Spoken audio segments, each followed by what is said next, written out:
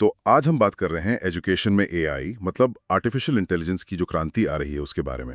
हमारे पास एक किताब है एआई शिक्षा में क्रांति, उसके कुछ हिस्से हैं और हम देखेंगे कि ये जो एआई है, खासकर GPT-4 जैसी टेक्नोलॉजी, वो कैसे हमारे सीखने और सिखाने के तरीके बदल सकती है। मतलब मिशन ये है कि समझें कि ये टेक्नोलॉजी हमारे लिए क्या मायने रखती है। तो शुरू करते हैं एक बड़ी दिलचस्प कहानी से।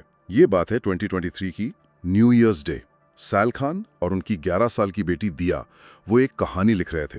कहानी थी एक क्या कहते हैं, थोड़ा सैसी इन्फ्लुएंसर समांथा के बारे में, जो एक सुनसान डिजर्टेड आइलैंड पर फंस गई थी। हाँ, और मजेदार बात तब हुई जब दिया ने ना सीधे अपने कैरेक्टर समांथा से बात करना शुरू कर दिया। अरे, एआई से? हाँ, और एआई ने समांथा बनकर जवाब भी दिया।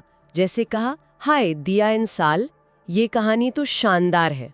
फिर दिया ने पूछा, आइलैंड पर लाइफ कैसी चल रही है? तो एआई वाली समांथा ने बताया कि उसने कैसे सर्वाइवल सीखा, मतलब शेल्टर बनाना, मछली पकड़ना, ये सब। फिर दिया ने पूछा, अरे तुम अपने स्कार्फ से हैमक क्यों नहीं बना लेती? और एआई का जवाब सुनो, नो वे, अरे ये तो डिजाइनर पीस है। कमाल है। हाँ, तो ये बातचीत चलती रही। दिया और एआई दोनों मिलकर कहानी को आगे बढ़ा रहे थे। इससे पता चलता है कि एआई कैसे बिल्कुल असली कॉन्वर्सेशन कर सकता है। सही बात है। और सैल खान के लिए तो ये अनुभव मतलब चौंकाने वाला था। उन्हें लगा जैसे कोई साइंस फिक्शन सच हो गया हो। उनको एकदम से लगा कि भाई दुनिया बदल रही है। लेकिन ये खान एकेडमी, इसकी शुरुआत कहाँ से हुई थी? मतलब ये एआई तक कैसे पहुंचे? हाँ, तो इसकी कहानी भी काफी इंटरेस्टिंग है। करीब 20 साल पहले की बात है। साल ने अपनी कजिन नादिया को ऑनलाइन मैथ पढ़ाना शुरू किया था। फिर धीरे धीरे और कजिन्स जुड़ने लगे। अच्छा। तो उनकी मदद के लिए साल ने एक वेबसाइट बनाई, खान एकेडमी। उस पे प्रैक्टिस सॉफ्टवेयर था। फिर उन्होंने यूट्यूब पर वीडियो लेसन्स डालने शुरू किए। और आज देखो, खान एकेडमी दुनिया भर में 150 मिलियन से ज्यादा लर्नर्स की मदद कर रही है, 50 से ज्यादा भाषाओं में। कमाल है। और उनका सपना हमेशा से ये रहा है कि हर स्टूडेंट को एक पर्सनल ट्यूटर जैसा अनुभव मिले, है ना? हाँ, बिल्कुल। क्योंकि रिसर्च भी यही कहती है कि बच्चे तब बेहतर सीखते हैं जब वो अपनी स्पीड से सीखें, मतलब मास्टरी लर्निंग जिसे कहते हैं। हाँ, एक टॉपिक समझ आए तभी आगे बढ़ो। एग्जैक्टली। पर देखो, हर किसी के लिए एक ह्यूमन ट्यूटर रखना तो पॉसिबल नहीं है। नहीं, बिल्कुल नहीं। तो फिर टेक्नोलॉजी और खास तौर पर एआई इसका सोल्यूशन हो सकती है। साइंस फिक्शन में भी तो एआई ट्यूटर्स की बातें हुई हैं, जैसे द डायमंड एज या एंडर्स गेम में। हाँ, और स्टीव जॉब्स ने भी कहा था कि कंप्यूटर्स दिमाग के लिए बाइसिकल जैसे होंगे, हमारी नई नोबिलिटी को बढ़ाएंगे। सही कहा। वैसे एआई का सफर भी काफी पुराना है। सोचो, 1957 में पहला आर्टिफिशियल न्यूरल नेटवर्क बना था। अच्छा। हाँ, और आज तो एआई हमारी रोजमर्रा की जिंदगी में है, शॉपिंग रिकमेंडेशन से लेकर सिरी और एलेक्सा तक। फिर 2017 में गूगल की एक ट्रांसफॉर्मर टेक्नोलॉजी आई। इसी से जीपीटी जैसे लार्ज लैंग्वेज मॉडल्स यानी एलएलएम्स बने। ये GPT-4 क्या है असल में, मतलब आसान भाषा में? देखो, GPT-4 को तुम एक बहुत बड़ा डिजिटल ब्रेन समझ सकती हो। इसे इंटरनेट पर मौजूद ढेरों किताबों, आर्टिकल्स, वेबसाइट्स, इन सब से ट्रेन किया गया है।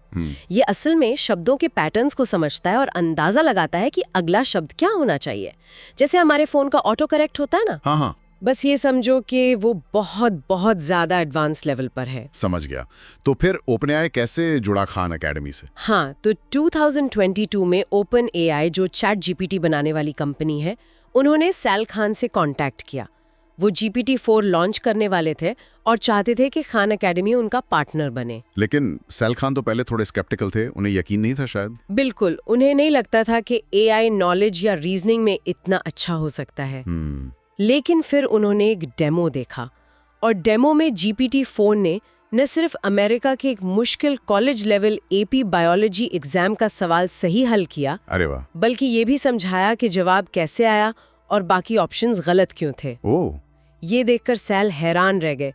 बिल गेट्स ने भी ओपन एआई को चैलेंज किया था कि एआई को AP बायो एग्जाम पास करना होगा, और GPT-4 ने वो कर दिखाया था। तब सैल को लगा, दिस चेंजेस एवरीथिंग। सही में ये सोचना ही कमाल है कि एआई सिर्फ बात नहीं कर सकता, बल्कि मुश्किल सब्जेक्ट समझा भी सकता है। हाँ, तो इसके बाद खान एकेडमी की टीम ने GPT-4 के साथ एक हैक आयथॉन किया।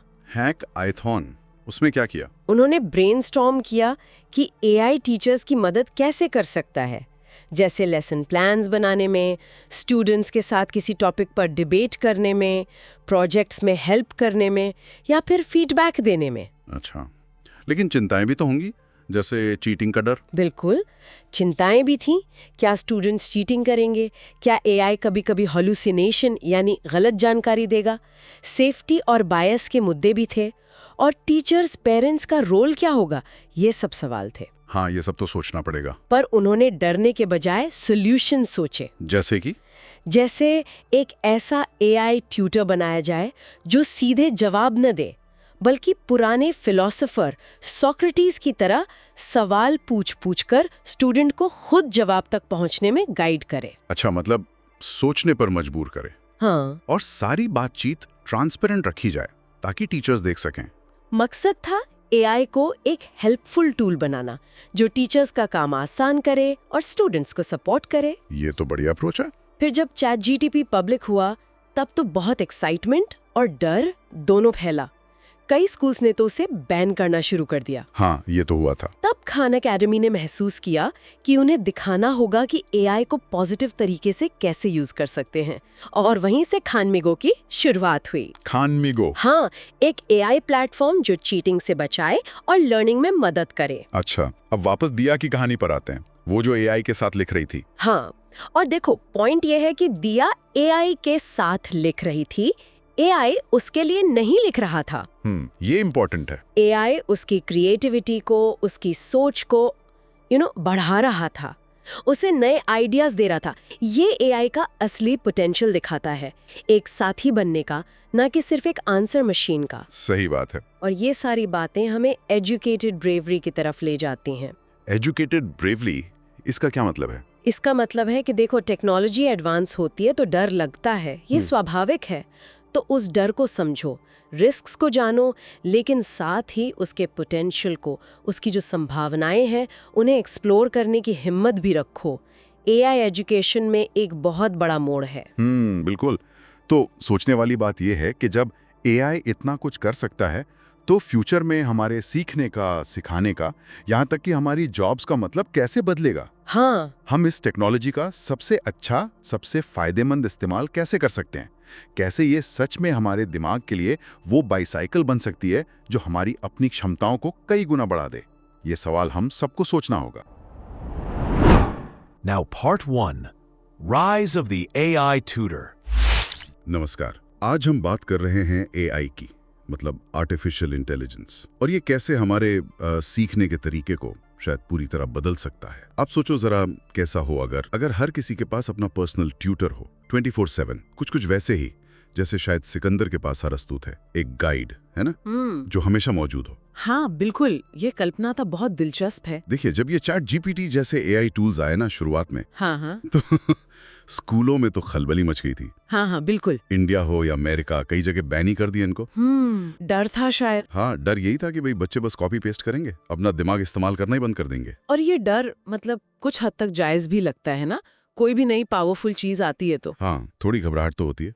बिल्कुल। लेकिन क्या हो अगर ये डर हमें पूरी पिक्चर देखने से रोक रहा हो? मतलब क्या हो अगर एआई असल में बस एक टूल हो, जैसे पेंसिल या कैलकुलेटर? हाँ बिल्कुल, जिसका सही इस्तेमाल करें तो सीखने में एक क्रांति आ सकती है। चलिए आज इसी पॉसिबिलिटी को थोड़ा और गहराई से देखते हैं, जो हमें पता है उसके हिसाब से समझने की कोशिश करते हैं। बिल्कुल। देखिए, डर तो अपनी जगह है, पर दूसरी तरफ खान अकेडमी जैसे प्लेटफॉर्म्स हैं। उन्होंने एआई का इस्तेमाल करके खानीमिगो जैसा एक टूल बनाया है। अच्छा, खानीमिगो? हाँ, और इसकी खास बात पता है क्या है? ये सीधे जवाब नहीं देता। ओह, तो फिर?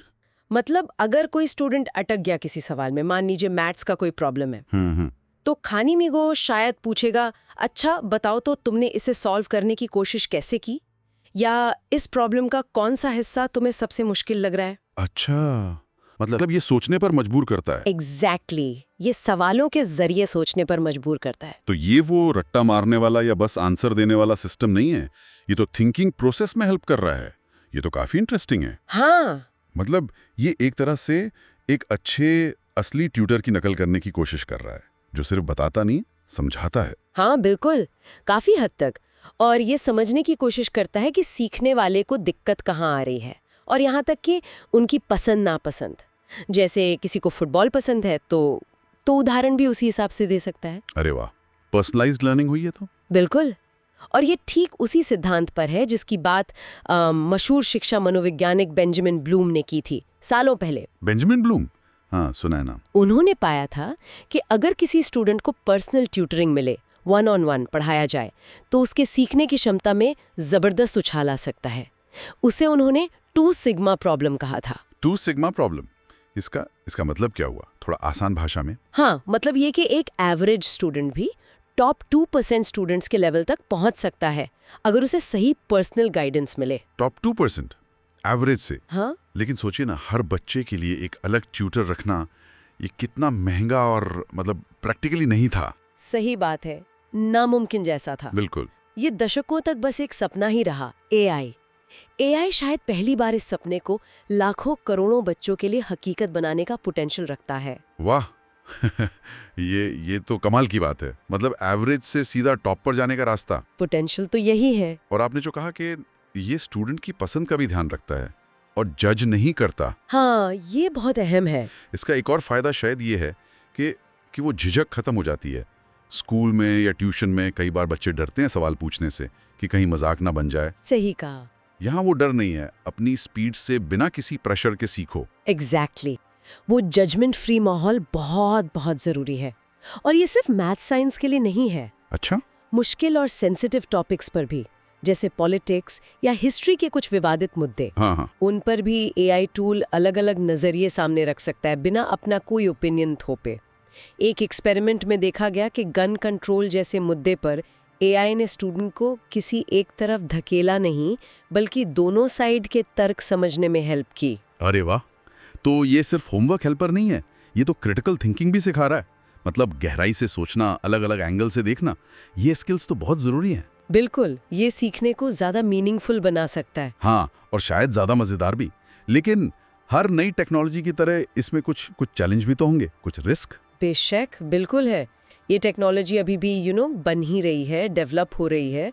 सबसे बड़ी चिंता तो बच्चों की सेफ्टी और उनके डेटा की प्राइवेसी है। हाँ, ये तो बहुत बड़ा कंसर्न है। ये पक्का करना बहुत ज़रूरी है कि एआई का गलत इस्तेमाल न हो और बच्चों की जानकारी सेफ रहे।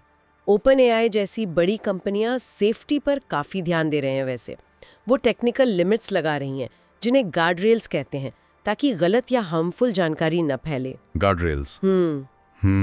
हाँ, लेकिन फिर भी सावधानी तो बरतनी ही होगी, बहुत ज़्यादा। हाँ, ये सावधानी तो बिल्कुल ज़रूरी है। मतलब ये कोई जादू की छड़ी नहीं है कि बस घुमाया और सब ठीक हो गया। इसे सोच समझकर जिम्मेदारी से इस्तेमाल करना होगा। सही।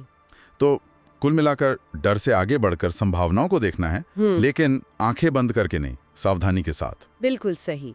एआई ट्यूटर का असली मकसद शायद सिर्फ एकेडमिक हेल्प देना नहीं है, बल्कि वो जो एक नेचुरल क्यूरियोसिटी होती है ना सीखने की, हाँ, जो सब में होती है, हाँ, उसको जगाना है। ये हमें शायद रटने से हटाकर समझने और सवाल पूछने की तरफ ले जा सकता है। तो जाते जाते एक सवाल छोड़ जाते हैं फिर, क्या ये एआई ट्यूटर हमें सिर्फ स्कूल के सब्जेक्ट समझने में ही हेल्प करेंगे, या कुछ और भी? हाँ, या शायद ये हमें वो चीज़ें खोजने में भी मदद कर सकते हैं जिनके बारे में हम सच में पैशनेट हैं? क्या ये हमारी असली दिलचस्पी, हमारा असली जुनून पहचानने का भी जरिया बन सकते हैं? सोचने वाली बात है। बिल्कुल। चलिए, इस पे सोचिएगा जरूर। Now part 2, giving voice to the social sciences. स्वागत है। आज हम बात कर रहे हैं कि कैसे आर्टिफिशियल इंटेलिजेंस मतलब एआई शिक्षा की दुनिया में अपनी जगह बना रहा है, खासतौर से लिखने और पढ़ने के मामले में। सोचिए जरा, अगर एआई आपका होमवर्क लिख दे तो क्या ये चीटिंग होगी या फिर सीखने का कोई नया तरीका? हाँ, ये सवाल आजकल बहुत उठ रहा है। हमारे पास कुछ प्रोफेसरों के दिलचस्प अनुभव हैं और खानबेगो जैसे नए एआई टूल्स के उदाहरण भी हैं। तो चलिए इस विषय में थोड़ा गहराई से उतरते हैं, देखते हैं कि एआई कैसे बदल रहा है छात्रों के लिखने और सीखने के तरीकों को। कहानी की शुरुआत होती है एक प्रोफेसर से। उनके हाथ एक छात्र का असाइनमेंट लगा, पर उसमें कुछ ऐसा था जिसने उन्हें मतलब चौंका दिया। अच्छा, क्या हुआ था? हुआ यूं कि प्रोफेसर डैरन हिक थे, फिलॉसफी पढ़ाते हैं। वो एक छात्र का निबंध देख रहे थे और मतलब ग्रामर एकदम सही थी, कोई गलती नहीं। लेकिन निबंध में कुछ बातें गलत थी, और वो भी बड़े आत्मविश्वास से लिखी हुई थी। कुछ ज्यादा ही साफ सुथरा, शक पैदा करने वाला। हाँ, ये तो एआई की एक जानी पहचानी दिक्कत है। इसे टेक की भाषा में हेल्यूसिनेशन कहते हैं। मतलब एआई कभी-कभी पूरी तरह गलत जानकारी को भी ऐसे पेश कर देता है जैसे वो सच हो। अच्छा। तो प्रोफेसर हिक को शक हुआ कि ये निबंध चैट जीपीटी जैसे किसी एआई टूल ने लिखा है, क्योंकि गलतियां ऐसी थीं जो शायद कोई इंसान न करे, पर लिखी बड़े यकीन से गई थी। और फिर ये बात तो जरूर फैली होगी। हाँ बिल्कुल, शिक्षकों में एकदम से चिंता बढ़ गई। मतलब डर फैल गया कि कहीं एआई की वजह से छात्र बिना मेहनत किए, बिना कुछ सीखे ही बढ़िया निबंध न लिखने लगे। सही बात है। क्या होमवर्क और असाइनमेंट का मतलब ही खत्म हो जाएगा? क्या पूरा एजुकेशन सिस्टम ही मतलब हिल जाएगा? हाँ, शुरू में प्रोफेसर हिक और कई शिक्षक वाकई घबरा गए थे। हिक ने तो फेसबुक पर एक चेतावनी भी पोस्ट की थी जो काफी वायरल हुई। ओह। लेकिन फिर उन्होंने और ईथन मॉलिक, अलेक्जेंडर डिफ्यूएंटेस जैसे दूसरे एक्सपर्ट्स ने एक अलग नजरिए से सोचना शुरू किया कि क्या एआई को बैन करने की बजाय उसे सीखने में मददगार बनाया जा सकता है। ये एक इंटरेस्टिंग एंगल है, मतलब प्रॉब्लम को अवसर में बदलना। बिल्कुल, और यहीं असली सवाल उठता है। आखिर हम छात्रों से निबंध लिखवाते ही क्यों हैं? क्या मकसद सिर्फ उनकी ग्रामर और लिखने का स्टाइल देखना है? नहीं, शायद उससे ज्यादा। हाँ, या हम चाहते हैं कि वे रिसर्च करना सीखें, अपनी बात को तर्क के साथ रखना सीखें, गहराई से सोचें। एआई शायद ये सब खुद नहीं कर सकता। हाँ। वो फील्ड में जाकर कोई प्रयोग या किसी का इंटरव्यू तो नहीं ले सकता है ना? नहीं, बिल्कुल नहीं, वो तो मुमकिन ही नहीं है। और ये चीटिंग वाली बात भी मतलब सोचने लायक है। जैसे आजकल स्पेल चेकर या ग्रामरली इस्तेमाल करना कितना आम है, कोई इसे चीटिंग नहीं मानता। सही कहा, पर सोचिए शायद 50 साल पहले इसे भी चीटिंग ही समझा जाता। तो सवाल यह है कि एआई से आइडिया लेना या पहला ड्राफ्ट बनवाना या पैराग्राफ सुधारने में मदद लेना, इसे चीटिंग माने या नहीं? वो लाइन कहाँ खींची जाए? प्रोफेसर फ्यूएंटेस इस पर एक बहुत अहम बात कहते हैं। वो कहते हैं कि एआई में मौलिकता मतलब ओरिजिनलिटी की कमी होती है। वो खुद से कुछ एकदम नया या अनोखा नहीं सोच सकता। अच्छा। लेकिन हाँ, किसी विषय पर शुरुआत करने में, मतलब वो 0 to फर्स्ट पास तक पहुंचने में वो काफी मददगार हो सकता है।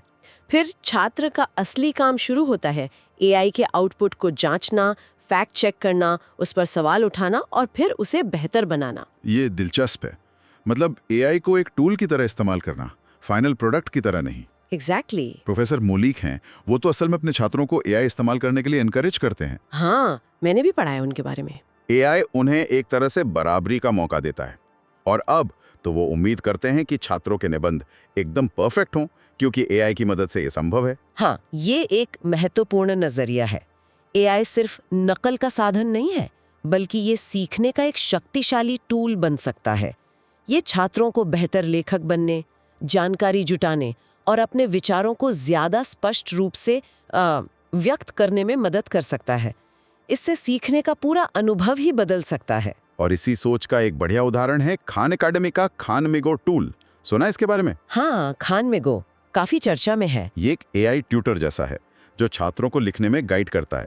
मतलब टॉपिक सोचने में मदद, आउटलाइन बनाने में सहायता, तर्कों को मजबूत करने के लिए सुझाव देना, ये सब करता है। पर खास बात यह है, ये छात्र के लिए लिखता नहीं है, लिखता छात्र खुद ही है। अच्छा, ये तो बहुत अच्छा है। मतलब ये सिर्फ मदद कर रहा है, काम नहीं कर रहा है छात्र का। और मैंने सुना है इसमें पारदर्शिता भी है। खान एकेडमी शिक्षक को बताता है कि छात्र ने एआई से कितनी मदद ली है। हाँ बिल्कुल, इससे पता रहता है कि छात्र ने खुद कितना काम किया है। तो ये चीटिंग को काफी मुश्किल बना देता है। ये तो लिखने की बात हुई। लेकिन रुकिए, एआई सिर्फ लिखने में ही नहीं, पढ़ने में भी कमाल कर सकता है। भारत की ही एक 9वीं क्लास की छात्रा है सानवी। वो द ग्रेट गैट्सबी पढ़ रही थी। एक सवाल पर वो अटक गई। उसने खान एकेडमी से मदद ली, और जानते हैं क्या हुआ? क्या? एआई ने उसे सीधे किताब के मुख्य किरदार जे गैट्सबी से बात करने का मौका दिया। मतलब एआई गैट्सबी बनकर सानवी के सवालों के जवाब दे रहा था। अरे वाह, ये तो वाकई कमाल है। सोचिए जरा, किसी कहानी के किरदार से या इतिहास के किसी व्यक्ति से सीधे सवाल जवाब करना, है ना अद्भुत? हाँ, एआई छात्रों को उस दुनिया में पूरी तरह डुबो सकता है। ये पढ़ने को कितना दिलचस्प बना सकता है और समझ को कितना गहरा कर सकता है। ये सिर्फ मल्टीपल चॉइस सवालों से तो कहीं आगे की बात है। तो ये बिल्कुल साफ है कि एआई शिक्षा के लिए सिर्फ एक चुनौती नहीं है, बल्कि एक बहुत ताकतवर साथी बनने की क्षमता रखता है। ये शिक्षकों और छात्रों दोनों के लिए सीखने और सिखाने के तरीके बदल सकता है। इसमें कोई शक नहीं। और ये हमें सोचने पर भी मजबूर करता है कि जब एआई लिखने, समझने और यहाँ तक कि किरदारों से बात करने में हमारी मदद कर सकता है, तो भविष्य में सीखने का असली मतलब क्या होगा? कौन से स्किल्स ज़्यादा ज़रूरी होंगे? क्रिटिकल थिंकिंग शायद। बिल्कुल, सोचने वाली बात है। अच्छा, जाते जाते एक सवाल श्रोताओं के लिए। अगर आपके पास एक ऐसा एआई टूल हो जो आपको किसी भी किताब के किसी भी किरदार से बात करने दे, तो आप सबसे पहले किससे और क्या पूछना चाहेंगे? जरूर सोचिएगा। अगली बार तक सोचते रहिए।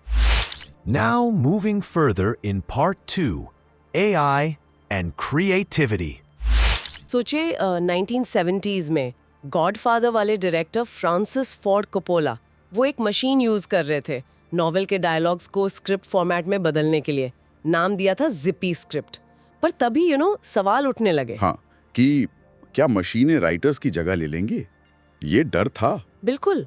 और आज जनरेटिव एआई के साथ तो ये डर मतलब कई गुना बड़ा हो गया है। हाँ, क्योंकि आज का एआई सिर्फ टेक्स्ट नहीं लिखता, वो तो प्रॉम्प्ट दो तो कहानियां, कविताएं, तस्वीरें, अरे संगीत तक बना देता है। तो सवाल गहरा है, क्या एआई हमारी क्रिएटिविटी, हमारी अपनी सोच का दुश्मन है? और स्कूलों में देखिए ना, एआई बैन हुआ क्योंकि वो निबंध लिख सकता है।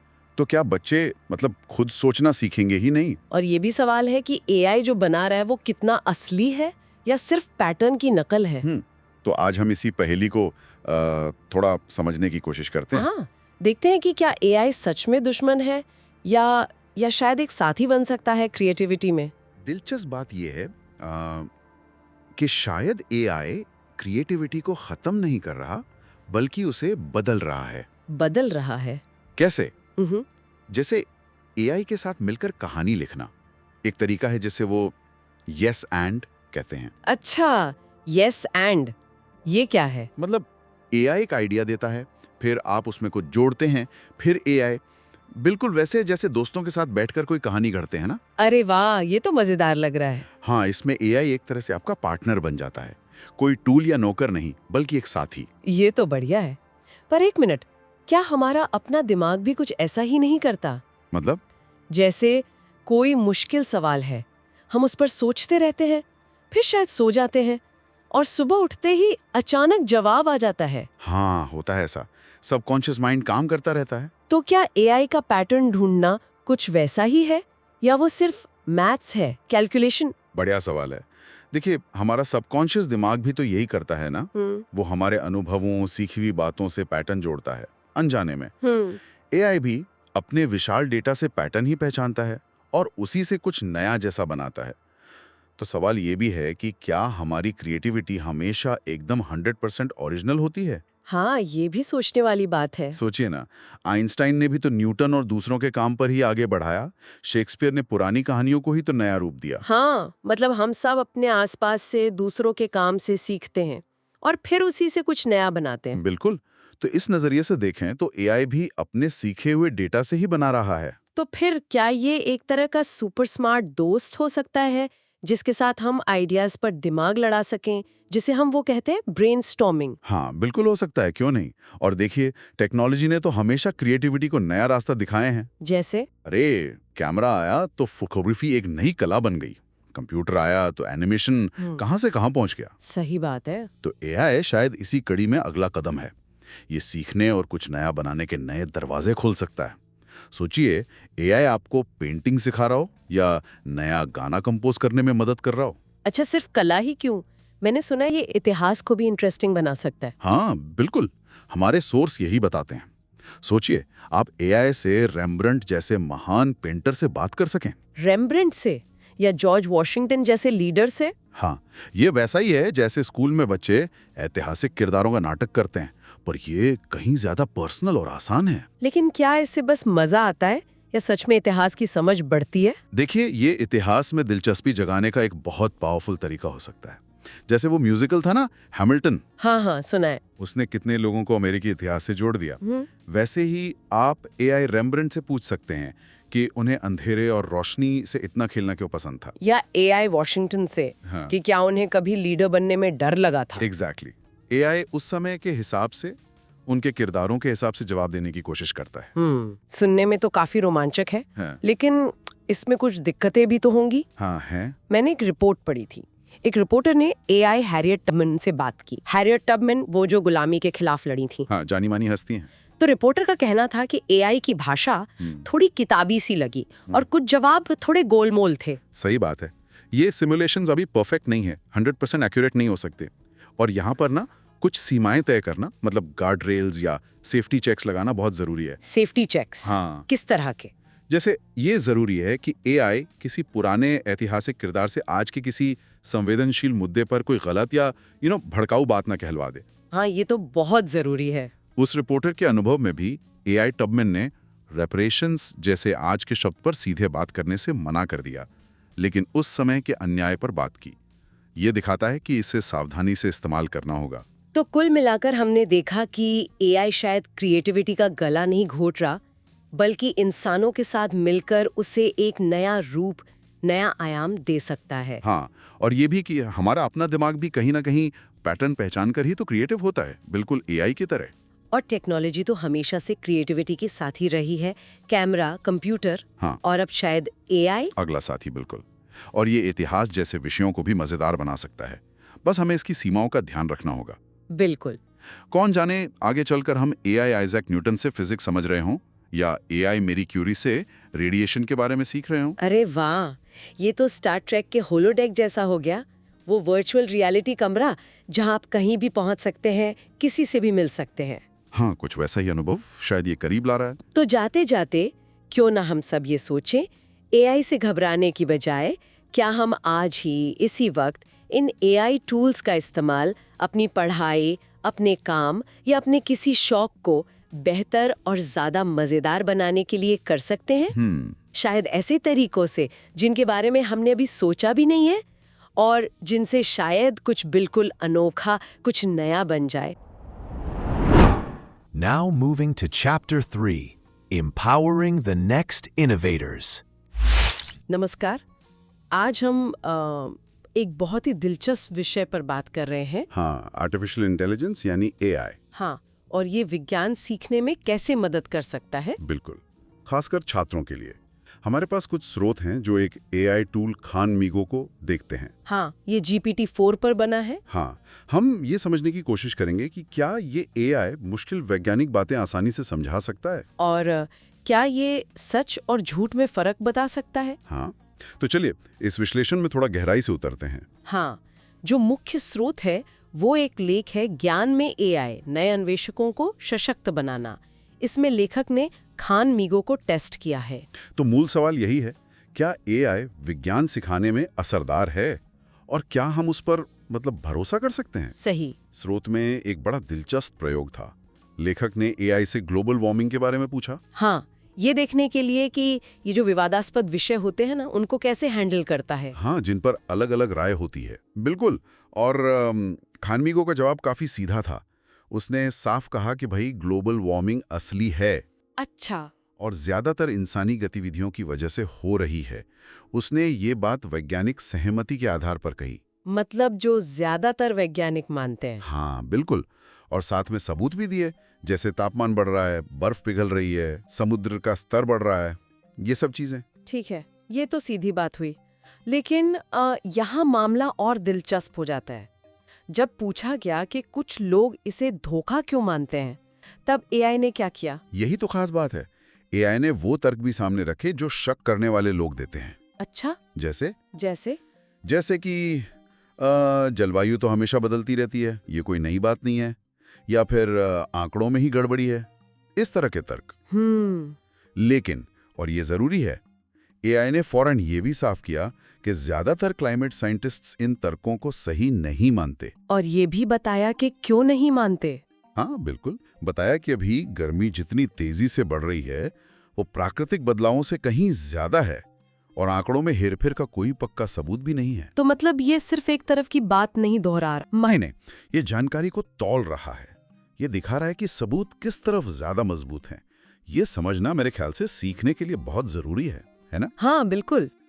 अच्छा, तो ये तथ्यों और गलत जानकारी में फर्क कर सकता है, पर क्या ये सिर्फ जानकारी देने तक ही सीमित है या वाकई एक टीचर की तरह काम कर सकता है, मुश्किल चीजें आसान बना सकता है? हाँ, ये भी एक अहम सवाल है और स्रोत में इसका भी उदाहरण है स्ट्रिंग थ्योरी का। ओह, स्ट्रिंग थ्योरी तो बहुत ही ज्यादा कॉम्प्लेक्स चीज है। हाँ है तो जब एआई से कहा गया कि इसे छठी क्लास के बच्चे के लेवल पर समझाओ। अच्छा, कैसे समझाया? उसने बड़ा अच्छा तरीका अपनाया।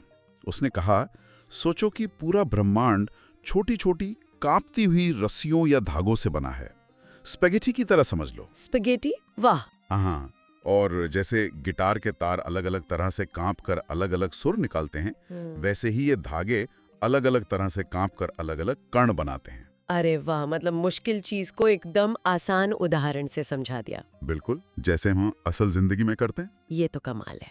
पर क्या ये सिर्फ समझाता है या सीखने वाले को सोचने पर भी मजबूर करता है? मैंने सुना ये सवाल भी पूछता है। बिल्कुल सही सुना है। ओज़ेम्पिक दवा का उदाहरण है स्रोत में। यह डायबिटीज और वजन घटाने की दवा है। हाँ, आजकल काफी चर्चा में है। हाँ, तो लेखक ने पूछा कि ये काम कैसे करती है।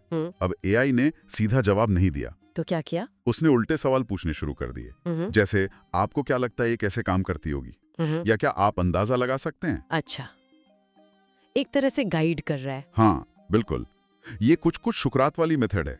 पहले जानो कि सामने वाले को कितना पता है, फिर सवालों से उसे सही दिशा में ले जाओ ताकि वो खुद जवाब तक पहुंचे। ये सिर्फ रटाना नहीं है, ये दिमाग की कसरत है। इससे सीखा हुआ ज्यादा पक्का होता है। ये तरीका तो बहुत अच्छा है, लेकिन क्या एआई हमेशा इतना ही बढ़िया होता है? क्या इसमें कोई कमियां नहीं है? मतलब इसे कैलकुलेटर की तरह 100% सही मान लेना ठीक है? नहीं, ये बहुत जरूरी बात है। एआई हमेशा 100% सही नहीं होता। स्रोत में साफ लिखा है कि एआई हेलुसिनेट कर सकता है। हेलुसिनेट मतलब गलत जानकारी गढ़ सकता है, बना सकता है। खासकर वेबसाइट लिंक्स यानी यूआरएल्स के मामले में। यूआरएल्स के मामले में क्यों? क्योंकि यूआरएल्स में जो अक्षर और चिन्ह होते हैं, उनका आपस में कोई गहरा मतलब नहीं होता ना, वो बस एक पता है। एआई पैटर्न पर काम करता है और यूआरएल्स के पैटर्न उतने सार्थक नहीं होते। अच्छा। कैलकुलेटर तो पक्के नियमों पर चलता है, पर एआई इंसानों जैसी भाषा बनाता है पैटर्न के आधार पर। आप इसे ऐसे समझें जैसे हमें भी कोई बहुत लंबा अजीब सा यूआरएल याद रखने में दिक्कत होती है, गलती हो सकती है। हाँ, बात तो सही है। अनमिगों में हमेशा इससे बचने के लिए कुछ उपाय किए गए हैं, जैसे वो सिर्फ पहले से जांचे परखे लिंक्स ही देता है। Approved links. समझ गए। तो सावधानी तो बरतनी होगी, लेकिन इन कमियों के बावजूद शिक्षा में एआई का भविष्य कैसा दिखता है? टीचर्स और स्टूडेंट्स के लिए कितना फायदेमंद हो सकता है? हाँ, कमियों के बावजूद संभावनाएं तो बहुत है। स्रोत बताता है कि एआई शिक्षकों की बहुत मदद कर सकता है, जैसे लेसन प्लान्स बनाने में। अच्छा। बच्चों के लिए क्रिएटिव प्रोजेक्ट सोचने में, जैसे ग्रीन हाउस इफेक्ट दिखाने का कोई मॉडल बनाना हो या फटाफट क्विज बनाने में। ये तो टीचर्स का काफी काम आसान कर सकता है। बिल्कुल। और मुश्किल वैज्ञानिक लेखों की आसान समरी बनाने में भी। आप इसे एक तरह से एक स्मार्ट साथी या पार्टनर की तरह देख सकते हैं। पार्टनर? कैसे? जो नए आइडिया सोचने में मदद करे, आपकी सोच को चैलेंज करे, आपकी क्रिएटिविटी को बढ़ाए। ये दिलचस्प है। तो कुल मिलाकर इन स्रोतों से ये समझ में आता है कि खानमिगो जैसे एआई टूल्स में विज्ञान को ज्यादा आसान और दिलचस्प बनाने की जबरदस्त क्षमता है। हाँ, ये सिर्फ जानकारी नहीं देते, बल्कि एक ट्यूटर की तरह हमें सोचने और गहराई से समझने में मदद कर सकते हैं। ये वैज्ञानिक सहमति को समझते हैं, मुश्किल विषयों को आसान बना सकते हैं और सीखने को इंटरैक्टिव बनाते हैं। लेकिन हाँ, ये याद रखना जरूरी है कि ये इंसानी समझदारी का विकल्प नहीं है। इनका इस्तेमाल सोच समझकर ही करना चाहिए। बिल्कुल। और जाते जाते एक सवाल हम अपने श्रोताओं के लिए छोड़ जाते हैं। हाँ। जब हमारे पास ऐसे एआई होंगे जो हमें सिर्फ जवाब नहीं देते बल्कि सोचने पर मजबूर करते हैं, तो ये हमारे सीखने के तरीके को, नई चीजें खोजने को और हमारी अपनी रचनात्मकता को किस तरह बदल सकता है? बहुत गहरा सवाल है। भविष्य के जो इनोवेटर्स हैं, उनके लिए इसके क्या मायने होंगे? सोचने वाली बात है। Further moving in Chapter 3, we'll discuss future of learning. गणित या विज्ञान के मुश्किल सवाल देखकर कभी-कभी लगता है ना कि काश कोई जादू की छड़ी होती जो सब आसान कर दे। हाँ बिल्कुल, वो मोमेंट आता है सबके साथ। तो आज हम कुछ ऐसी ही मिलती जुलती चीज की बात करेंगे, मतलब आर्टिफिशियल इंटेलिजेंस, एआई, और ये कैसे पढ़ाई लिखाई को बदल रहा है। हमारे पास कुछ दिलचस्प आर्टिकल्स और रिसर्च है, वो बताते हैं कि कैसे चैट जीपीटी जैसे हाँ, और खान मीगो जैसे स्पेसिफिक टूल्स एग्जैक्टली ये सीखने में कैसे हेल्प कर रहे हैं। तो आज यही समझेंगे कि ये तकनीक कैसे काम करती है और इसका रियल असर क्या है। चलिए इस विषय में थोड़ा और गहरा उतरते हैं। बिल्कुल। और ये देखना इंटरेस्टिंग होगा कि ये सिर्फ जवाब नहीं दे रहे हैं, बल्कि सीखने के तरीके को ज्यादा पर्सनल और इफेक्टिव बना रहे हैं। अच्छा सोचिए, जैसे क्लास में कोई मुश्किल टॉपिक चल रहा हो, मान लीजिए स्टैटिस्टिक्स में पी वैल्यू, हाँ, वो थोड़ा कंफ्यूजिंग हो सकता है ना। तो एक टीचर हैं जॉन स्पेंसर, उन्होंने चैट जीपीटी से कहा कि भाई इसे समझाओ। जवाब मिला, पर वो थोड़ा कह सकते हैं मुश्किल था, किताबी टाइप का। टिपिकल एआई जवाब जैसा। हाँ, फिर उन्होंने प्रॉम्प्ट बदला, कहा इसे ऐसे समझाओ जैसे किसी 15 साल के बच्चे को समझाना हो। और फिर क्या हुआ? कमाल हो गया।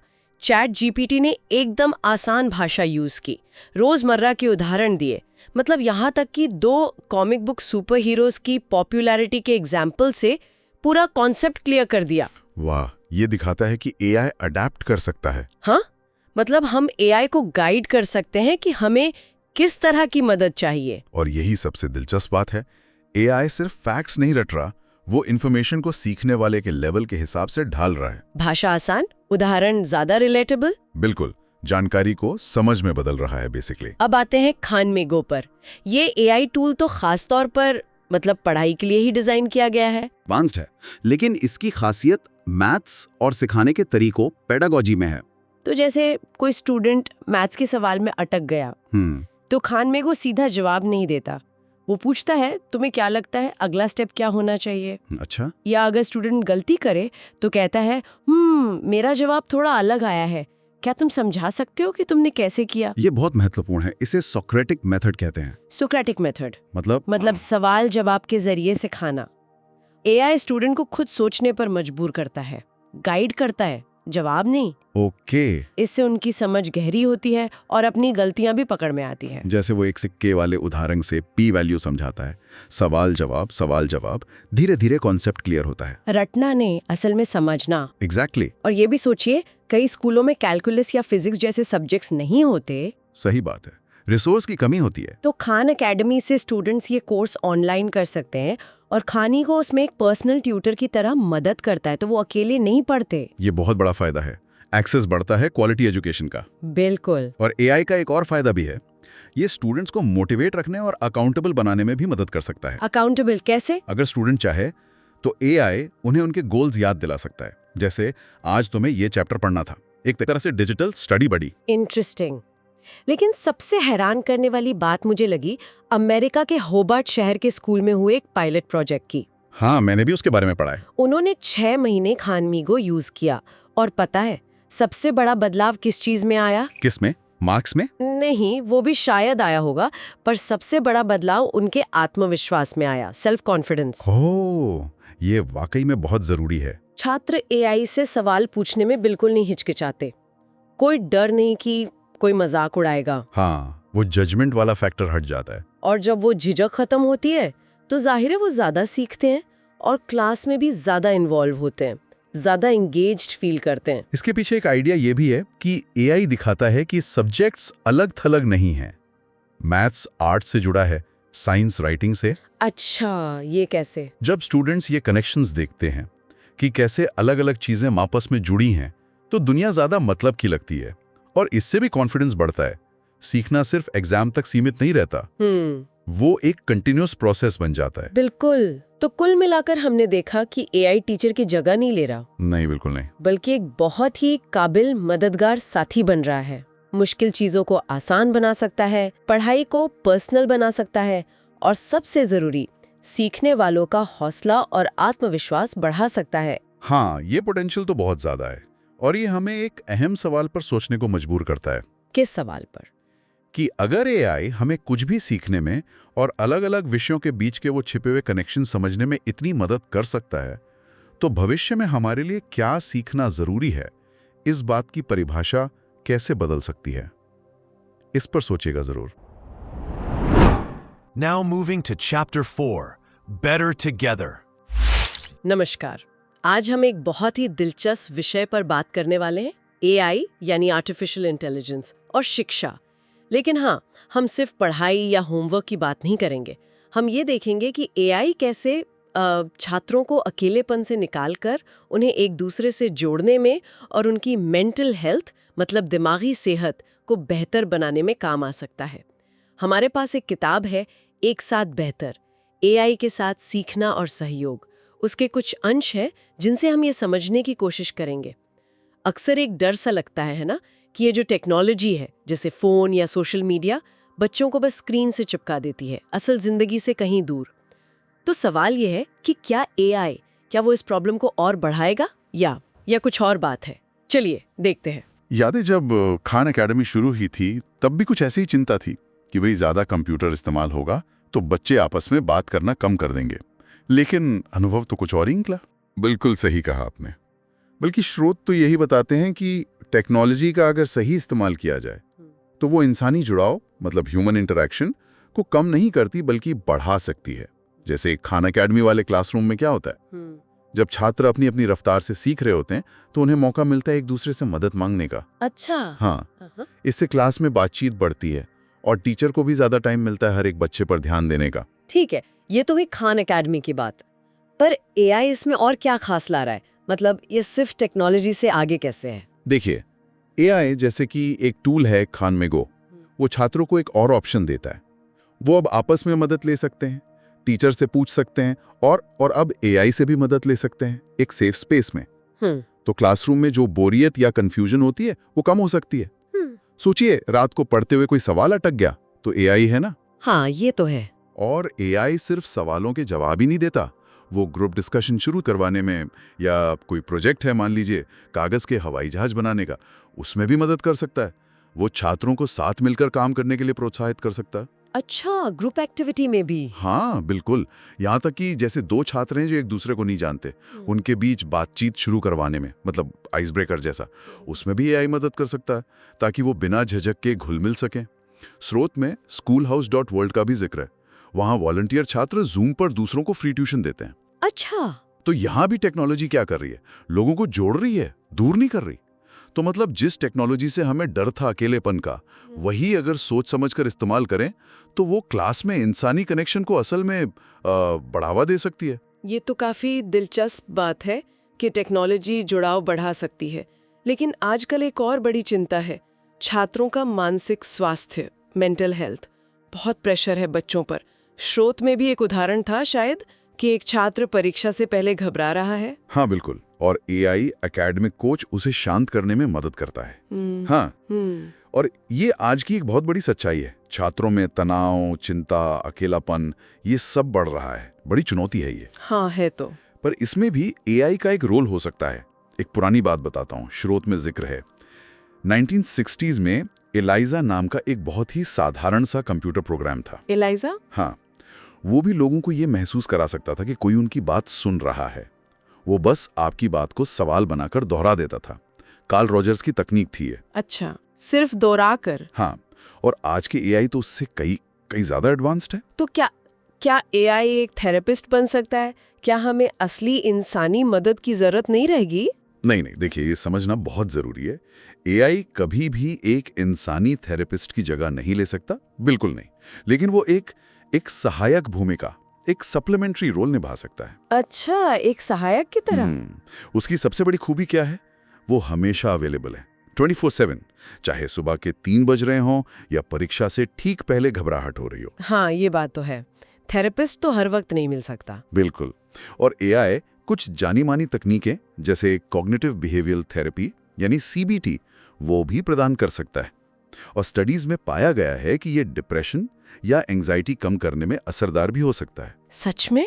सीबीटी जैसी तकनीकें? हाँ, और एंजेला डकवर्थ जैसे एक्सपर्ट्स तो ये भी देख रहे हैं कि एआई का इस्तेमाल छात्रों में ग्रिट मतलब दृढ़ता और बेहतर फोकस बढ़ाने में कैसे किया जा सकता है। जैसे एआई ये सलाह दे सकता है कि भाई पढ़ते समय अपना फोन जरा दूर रख दो। इसे स्रोत में सिचुएशनल मॉडिफिकेशन कहा गया है। Situational modification? लेकिन एक बात साफ समझनी होगी, एआई में असली हमदर्दी असली एम्पैथी नहीं होती, क्योंकि वो महसूस नहीं कर सकता। हाँ, वो तो मशीन है। बिल्कुल, लेकिन वो सहानुभूति दिखाने का नाटक मतलब सिम्युलेट एम्पैथी बहुत अच्छे से कर सकता है। कमाल का। स्रोत इसे आर्टिफिशियल एम्पैथिस्ट या एई कहते हैं। अकेलेपन और चिंता से लड़ने में एक मददगार टूल। ये असली रिश्ते की जगह नहीं है, पर मुश्किल वक्त में एक सहारा शायद बन सकता है। तो कुल मिलाकर बात ये हुई कि एआई सिर्फ एकेडमिक्स या पढ़ाई लिखाई का ही टूल नहीं है। स्रोत तो यही इशारा कर रहे हैं कि ये छात्रों के बीच सहयोग, कोलैबोरेशन को बढ़ा सकता है और जो मानसिक स्वास्थ्य की चुनौतियां हैं उनमें एक आसानी से मिलने वाला एक्सेसिबल सपोर्ट बन सकता है। तो ये डर शायद गलत है कि टेक्नोलॉजी हमेशा इंसानी जुड़ाव को कमज़ोर ही करती है। सही इस्तेमाल से ये उसे बेहतर बना सकती है। हाँ, पर एक सवाल ज़रूर मन में आता है जिसे हम अपने सुनने वालों के लिए छोड़ जाते हैं। अगर एआई हमारी भावनाओं को समझने और उनकी नकल करने में इतना बेहतर हो सकता है, तो भविष्य में क्या हम भावनात्मक सहारे के लिए इंसानी रिश्तों के साथ साथ एआई पर भी निर्भर होने लगेंगे? कितना निर्भर होना चाहेंगे या हो पाएंगे, इस पर सोचना जरूरी है। Moving further in Chapter 4, we'll discuss the place for parents in AI-based education. नमस्कार।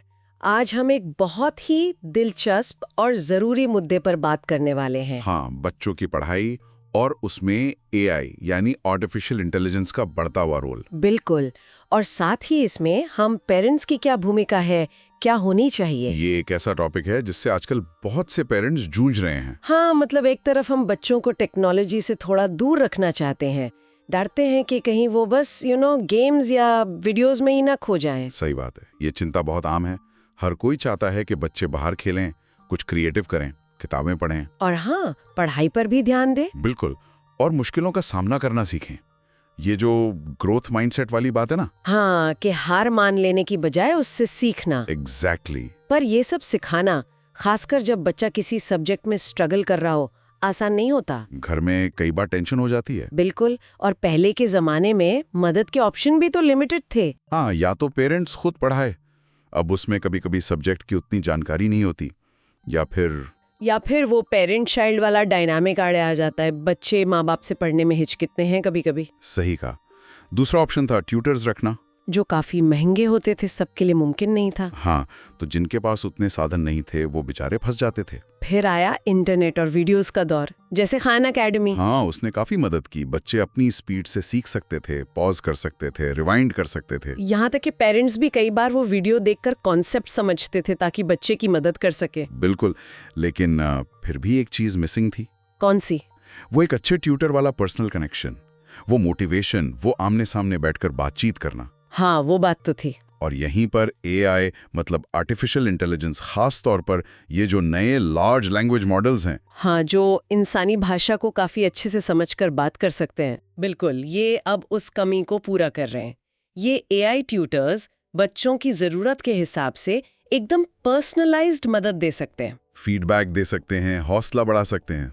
चलिए इसी पर थोड़ी और गहराई से बात करते हैं। जरूर। सबसे इंटरेस्टिंग बात यह है कि ये एआई सिर्फ जवाब नहीं दे देते। अच्छा। हाँ, स्रोत में बताया गया है कि ये सोक्रेटिक क्वेश्चनिंग यूज करते हैं, मतलब बच्चे से ही ऐसे सवाल पूछते हैं कि वो खुद जवाब तक पहुंचे। अरे वाह। कोई उदाहरण है इसका? हाँ, जैसे मान लीजिए बच्चा मैथ्स का कोई सवाल हल कर रहा है तो एआई सीधे फॉर्मूला बताने के बजाय पूछ सकता है, अच्छा तुम्हें क्या लगता है यहाँ कौन सा प्रिंसिपल लग रहा होगा, या इस स्टेप के पीछे लॉजिक क्या है। इससे तो बच्चे की सोचने की शक्ति बढ़ेगी, रटने की बजाय वो समझेगा। एग्जैक्टली। ये तो कमाल की बात है। मतलब एआई एक तरह से वो तीसरा व्यक्ति बन गया, ना पेरेंट ना टीचर। बिल्कुल, जिससे बच्चा शायद ज्यादा खुलकर अपनी मुश्किल बता पाए। स्रोत में लेखक ने अपनी कजिन का उदाहरण दिया था। हाँ, कि वो एआई से ऐसे सवाल पूछ लेती थी जो शायद बड़ों से पूछने में झिझकती। और ये एआई ट्यूटर एक सब्जेक्ट एक्सपर्ट भी है, उसमें पेशेंस भी बहुत है और 24/7 अवेलेबल भी है। हाँ, ये भी है। और पेरेंट्स चाहें तो वो बातचीत देख सकते हैं, समझ सकते हैं कि बच्चा कहाँ अटक रहा है, क्या सीख रहा है। ये तो हुआ पढ़ाई का पहलू, लेकिन क्या ये सिर्फ एकेडमिक्स तक ही सीमित है? नहीं, बिल्कुल नहीं। एआई पेरेंट्स को बच्चों में जरूरी लाइफ स्किल्स डेवलप करने में भी मदद कर सकता है। लाइफ स्किल्स जैसे कि? जैसे रेजिलियंस, मतलब मुश्किलों से जल्दी उभरना, फोकस बनाए रखना, कठिन सिचुएशंस को हैंडल करना। अच्छा, जी, ये कैसे? एआई एक तरह से पेरेंटिंग कोच की तरह काम कर सकता है, सलाह दे सकता है। Parenting coach? जी, ये इंटरेस्टिंग है।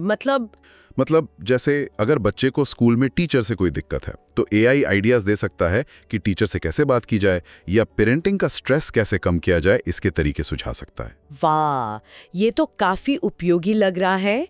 लेकिन एक चिंता भी तो है। क्या? कहीं इससे बच्चों का स्क्रीन टाइम और ज्यादा तो नहीं बढ़ जाएगा? वो जो परिवार के साथ वक्त बिताने का समय है वो कम तो नहीं हो जाएगा? ये चिंता बिल्कुल जायज है और बहुत से पेरेंट्स के मन में होगी। हाँ, लेकिन स्रोत का जो अनुभव है वो एक थोड़ी अलग तस्वीर पेश करता है। उनका कहना है कि एआई असल में सीखने की प्रोसेस को ज्यादा एफिशिएंट बना सकता है। एफिशिएंट? कैसे?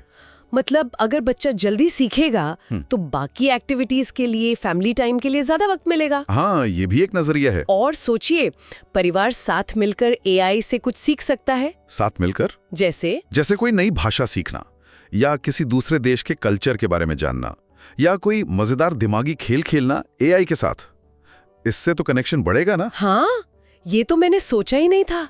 ये तो बल्कि फैमिली बॉन्डिंग का एक नया तरीका हो सकता है। बिल्कुल। शुरुआत में सिलिकॉन वैली का जिक्र था, जहां बच्चों पर बहुत प्रेशर होता है।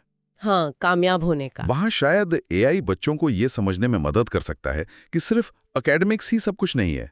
लाइफ में बैलेंस और असली खुशी ज्यादा जरूरी है। ये बहुत जरूरी बात है। तो इन सब बातों का निचोड़ क्या है? क्या एआई पेरेंट्स की जगह ले रहा है? नहीं, ऐसा तो बिल्कुल नहीं लगता। बिल्कुल नहीं।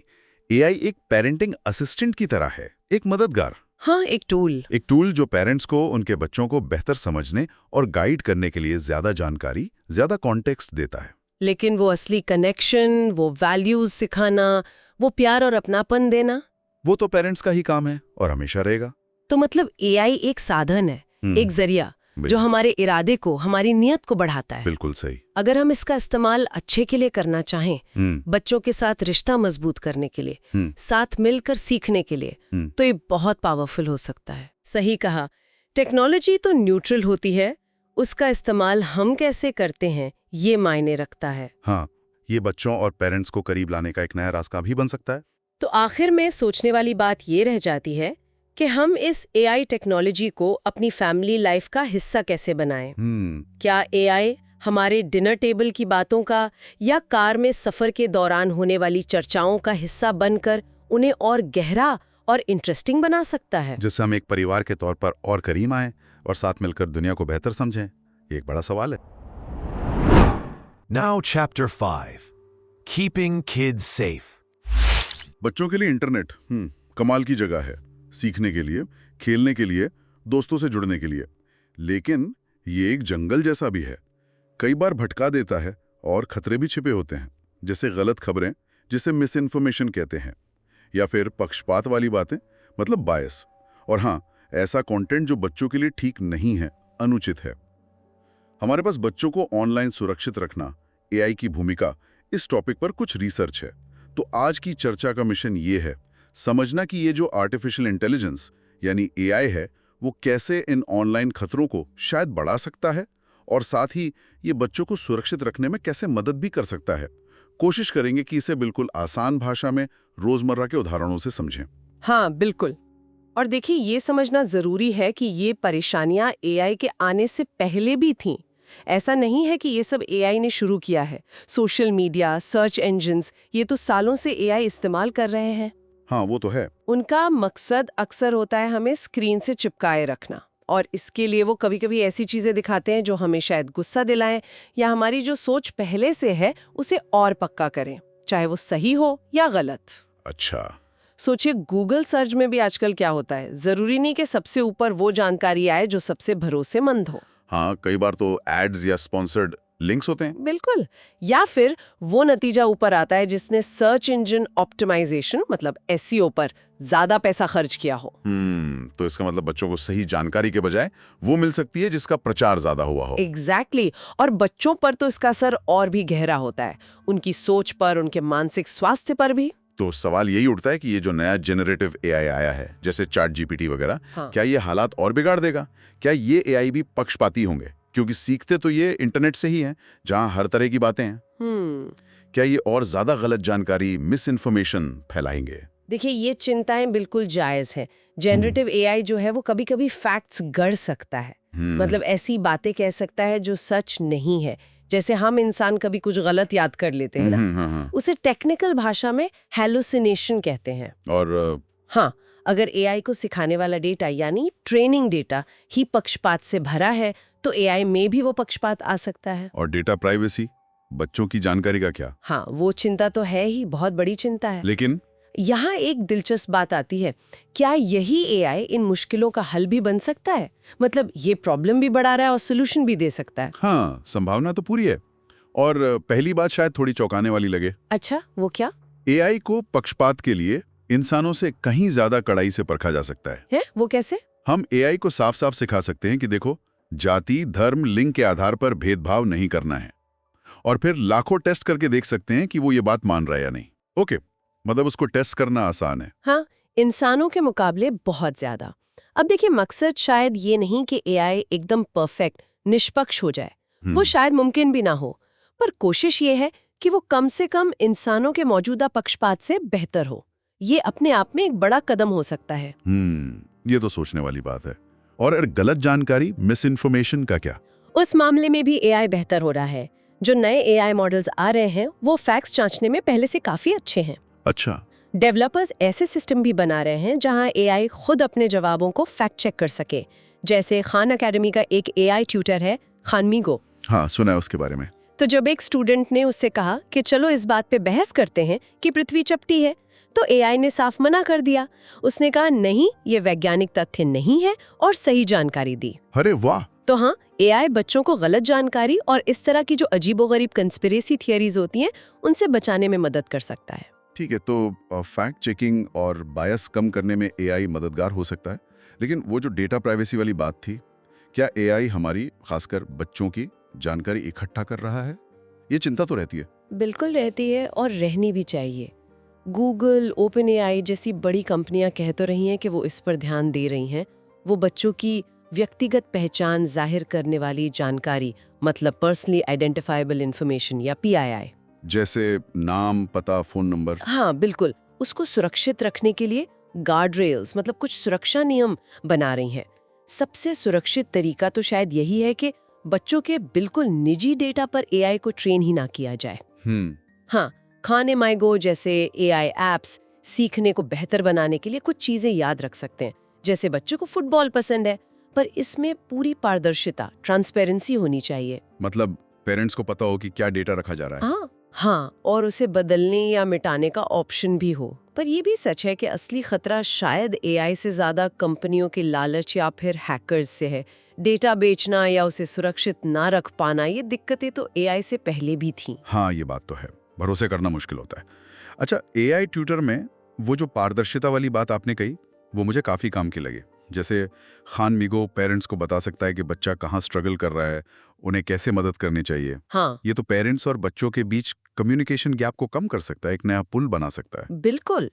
लेकिन यहाँ एक बैलेंस साधना होगा। बच्चों को भी अपनी थोड़ी प्राइवेसी चाहिए, सही बात है। वरना वो खुलकर सवाल पूछने या एआई का इस्तेमाल करने में झिझकेंगे।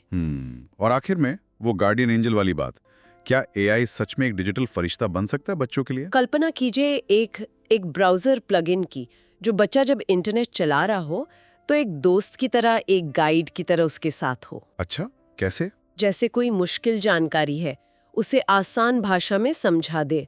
कोई खतरनाक वेबसाइट लगे तो बच्चे को रोक दे, या जो अनुचित कंटेंट है उसे फिल्टर कर दे। वाह! ये पेरेंट्स को एक रिपोर्ट भी दे सकता है कि बच्चे ने आज ऑनलाइन क्या क्या किया, क्या सीखा। ये तो बहुत ही बढ़िया है। यहाँ तक कि वो इंसेंटिव भी दे सकता है, जैसे होमवर्क पूरा कर लो, फिर गेम खेलने का टाइम अनलॉक हो जाएगा। हाँ, ये तो पेरेंट्स को बहुत पसंद आएगा। हाँ, ये एक तरह से वैसा ही है जैसे जब बच्चा साइकिल चलाना सीखता है तो पेरेंट्स साथ साथ दौड़ते हैं ना, जी जी, संभालने के लिए तैयार, पर चलाने बच्चे को ही देते हैं। बहुत अच्छा उदाहरण दिया। तो कुल मिला के देखें, एआई एक बहुत ताकतवर टूल है। इसकी अपनी रिस्क हैं, अपने खतरे हैं, खासकर बच्चों की ऑनलाइन सेफ्टी के मामले में। ये पुरानी दिक्कतें जैसे पक्षपात और गलत जानकारी इनको बढ़ा भी सकता है। बिल्कुल, लेकिन साथ ही इसमें इन्हीं दिक्कतों से लड़ने की जबरदस्त क्षमता भी है। फैक्ट चेकिंग को बेहतर करना, पक्षपात को कम करने की कोशिश करना, पेरेंट्स के लिए ज्यादा पारदर्शिता लाना और बच्चों के लिए एक ज्यादा सुरक्षित ऑनलाइन माहौल बनाना। अगर इसे सही तरीके से जिम्मेदारी के साथ डेवलप और इस्तेमाल किया जाए तो एआई वाकई एक गार्डियन एंजल जैसा साबित हो सकता है। आज की इस पूरी चर्चा के बाद मेरे मन में एक सवाल घूम रहा है। पूछिए। क्या एआई सिर्फ बच्चों के लिए ही नहीं बल्कि हम सबके लिए भी ऑनलाइन दुनिया में ज्यादा समझदारी से रहने, ज्यादा जागरूक बनने और कम मैनिपुलेट होने में मददगार हो सकता है? इसके बारे में सोचना तो बनता है। Now further in this book, Chapter 6, Teaching in the Age of AI. नमस्कार, आज हम बात कर रहे हैं आर्टिफिशियल इंटेलिजेंस मतलब एआई और हमारी एजुकेशन पर इसके असर के बारे में। हमारे पास एक किताब एआई द्वारा शिक्षण को सशक्त बनाना के कुछ खास हिस्से हैं। आज का मिशन ये समझना है कि भाई क्या एआई सच में टीचर्स की जगह ले लेगा, ये डर तो बहुत लोगों को है, या फिर क्या ये उनकी मदद करने वाला है। देखते हैं हमारे पास जो सोर्सेज हैं वो क्या कहते हैं इस बारे में। सोचिए जरा, 2017 में एक जाने माने एजुकेटर हैं सर एंथनी सेल्डन। उन्होंने कहा था कि 2027 तक टीचर्स एआई होंगे, इंसान नहीं। मतलब सच में रोबोट्स हमें पढ़ाएंगे? ये तो बड़ी बात है। चलिए देखते हैं इसे थोड़ा और करीब से। सेल्डन का कहना था कि एआई ना हर स्टूडेंट को एकदम पर्सनलाइज्ड, मतलब बिल्कुल उसके हिसाब से बेस्ट पॉसिबल टीचिंग दे सकता है। सुनने में तो ये बहुत ही अच्छा लगता है ना? पर वो डर कि कहीं इससे ह्यूमन टीचर की जरूरत ही खत्म ना हो जाए। सोर्स इस बारे में क्या सोचता है? हाँ, ये डर बहुत आम है और सोर्सेस से मानता भी है, लेकिन उसका नज़रिया थोड़ा अलग है। वो कहता है कि टीचिंग सिर्फ इन्फॉर्मेशन पहुंचाना नहीं है, ये तो एक कला है जिसमें सालों की प्रैक्टिस लगती है। और सबसे ज़रूरी है ह्यूमन इंटरेक्शन, मतलब टीचर और स्टूडेंट के बीच का वो रिश्ता। अच्छा। तो सोर्स का मानना है कि एआई इस रिश्ते को ख़त्म नहीं करेगा, बल्कि शायद इसे और बेहतर बनाने में मदद कर सकता है। ये रिप्लेसमेंट नहीं है, बल्कि टीचर की मदद है। मतलब एआई टीचर को रिप्लेस नहीं करेगा? ये सुनकर तो कई टीचर्स को मुझे लगता है थोड़ी राहत मिली होगी, खासकर वो जो पहले से इतना ज्यादा वर्कलोड झेल रहे हैं। सोर्स कहता है 50-54 घंटे हर हफ्ते, लेसन प्लान्स, ग्रेडिंग, बाप रे। बिल्कुल बिल्कुल। सोर्स तो एआई को टीचर का सबसे अच्छा असिस्टेंट मानता है। सोचिए अगर हर टीचर के पास मान लीजिए 3 एआई असिस्टेंट हो, एक लेसन प्लान बनाने में मदद कर रहा है, दूसरा ग्रेडिंग कर रहा है, तीसरा शायद रिपोर्ट्स लिख रहा है। 3 असिस्टेंट, वाह। हाँ, एआई ये सारे काम जो टाइम लेते हैं पर थोड़े रूटीन हैं वो कर सकता है। इससे टीचर का टाइम बचेगा और वो टाइम वो बच्चों के साथ ज्यादा बिता पाएंगे, उनकी मुश्किलों में मदद कर पाएंगे। ये तो कमाल का आइडिया है। सॉस में खान में गो जैसे एआई टूल्स का भी जिक्र है, ये कैसे मदद करते हैं? कोई मजेदार एग्जाम्पल है क्या उसमें? हाँ बिल्कुल है। जैसे एआई कुछ ही सेकंड्स में वर्ल्ड वॉर 2 पर एक लेसन प्लान बना सकता है। और मजेदार बात यह है कि टीचर चाहे तो एआई उसे और इंटरेस्टिंग बनाने के लिए बेसबॉल से जोड़कर भी समझा सकता है। बेसबॉल से वर्ल्ड वॉर 2 को? वो कैसे? हाँ, जैसे मान लीजिए टीम ए बैट बनाती है, टीम बी ग्लव्स। अब अगर टीम ए टीम बी के ग्लव्स पर बहुत भारी टैक्स लगा दे तो टीम बी की इकोनॉमी पर असर पड़ेगा ना? हाँ बिल्कुल पड़ेगा। बस इस तरह की एनालॉजी से वर्ल्ड वॉर 2 के पीछे के इकोनॉमिक कारण आसानी से समझाए जा सकते हैं। यही तो पर्सनलाइजेशन है। एआई बच्चे की रुचि के हिसाब से चीजों को ढाल सकता है। यहाँ पर ये वाकई बहुत दिलचस्प हो जाता है। एआई सिर्फ टीचर का काम हल्का नहीं कर रहा, बल्कि बच्चों के सीखने के तरीके को भी मजेदार बना सकता है। लेकिन एक और डर है, चीटिंग का। आजकल कॉलेज में एआई से एसेज लिखवाना कितना आसान हो गया है। हाँ, ये एक बड़ी चिंता है और सोर्स इस बात को मानता है, लेकिन उसका कहना है कि यह समस्या एआई ने पैदा नहीं की है, पहले से थी। ऐसे लिखने वाली कंपनियां तो थी ही, एआई ने बस इसे और आसान और ज्यादा सामने ला दिया है। अच्छा, तो क्या एआई इसका हल भी दे सकता है? हाँ, सोर्स के मुताबिक एआई इसका समाधान भी दे सकता है। ऐसे एआई टूल्स बन रहे हैं जैसे खानमेगो, जो सिर्फ फाइनल ऐसे नहीं देखते बल्कि लिखने की पूरी प्रोसेस पे नजर रख सकते हैं। वो स्टूडेंट को गाइड करेंगे, फीडबैक देंगे रियल टाइम में लिखते समय। बिल्कुल रियल टाइम फीडबैक और अगर कहीं से कॉपी पेस्ट किया गया तो टीचर को फौरन अलर्ट भी कर देंगे। तो इससे चीटिंग रुकेगी भी और स्टूडेंट असल में लिखना सीखेगा भी, क्योंकि उसे तुरंत पता चलेगा कि कहाँ गलती हो रही है। तो कुल मिलाकर सोर्स का नजरिया ये है कि एआई शिक्षा में डरने की चीज नहीं, बल्कि एक बहुत पावरफुल टूल है अगर सही से इस्तेमाल किया जाए तो। हाँ बिल्कुल, अगर इसे सही तरीके से सोच समझकर इस्तेमाल किया जाए। ये टीचर की जगह लेने के लिए नहीं है, ये उन्हें सपोर्ट करने के लिए है, ताकि वो अपना काम और बेहतर तरीके से और शायद ज़्यादा खुशी से कर सकें।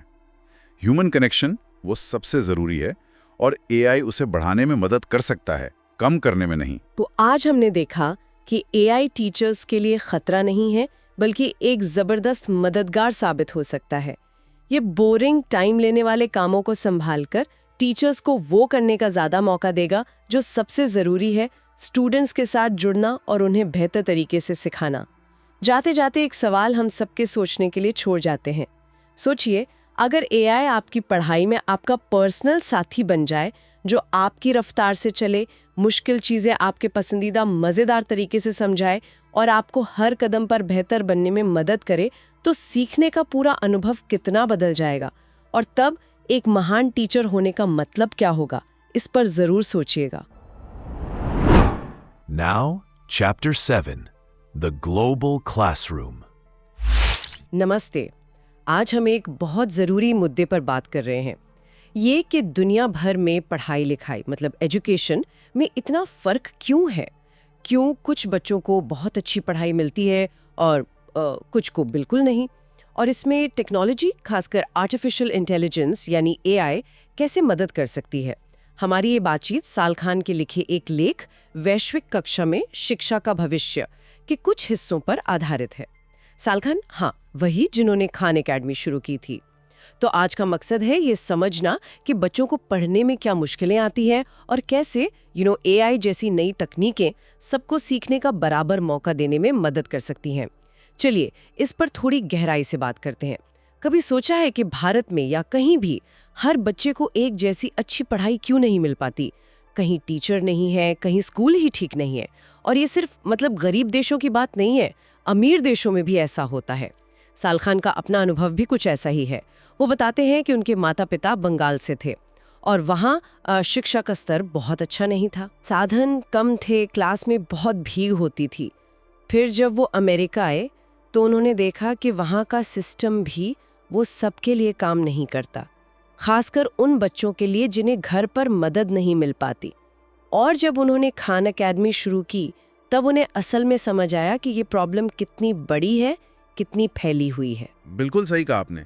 दुनिया के कई हिस्सों में आप देखिए, सब सहारा अफ्रीका है, दक्षिण एशिया है, लाखों बच्चे स्कूल की पढ़ाई पूरी ही नहीं कर पाते। इसके पीछे गरीबी है, लड़ाई झगड़े हैं और हाँ, लड़कियों या पिछड़े समुदायों के साथ जो भेदभाव होता है वो भी एक बड़ा कारण है। भारत की बात ले लें, 2004 में यूनेस्को की एक स्टडी आई थी। उसमें पता चला कि करीब 25% टीचर स्कूल से गायब रहते थे, मतलब आते ही नहीं थे। और जो आते थे उनमें से भी आधे ही असल में पढ़ा रहे थे। ये सिर्फ साधनों की कमी नहीं है, ये सिस्टम की कमजोरी दिखाता है। और अमेरिका जैसे अमीर देशों का क्या हाल है? वहाँ भी तो सब ठीक नहीं है। मैंने पढ़ा कि गरीब घरों के बच्चे जब स्कूल जाना शुरू करते हैं, तभी वो दूसरे बच्चों से पीछे होते हैं। शायद अच्छी प्री स्कूल या ट्यूशन नहीं मिल पाती उन्हें। हाँ, ये एक बड़ी समस्या है वहाँ। और दूसरी तरफ देखिए, कोरिया, चीन, जापान और भारत में भी एक अलग ही तरह का प्रेशर है। यहाँ माँ बाप बच्चों को बहुत महंगी महंगी कोचिंग भेजते हैं।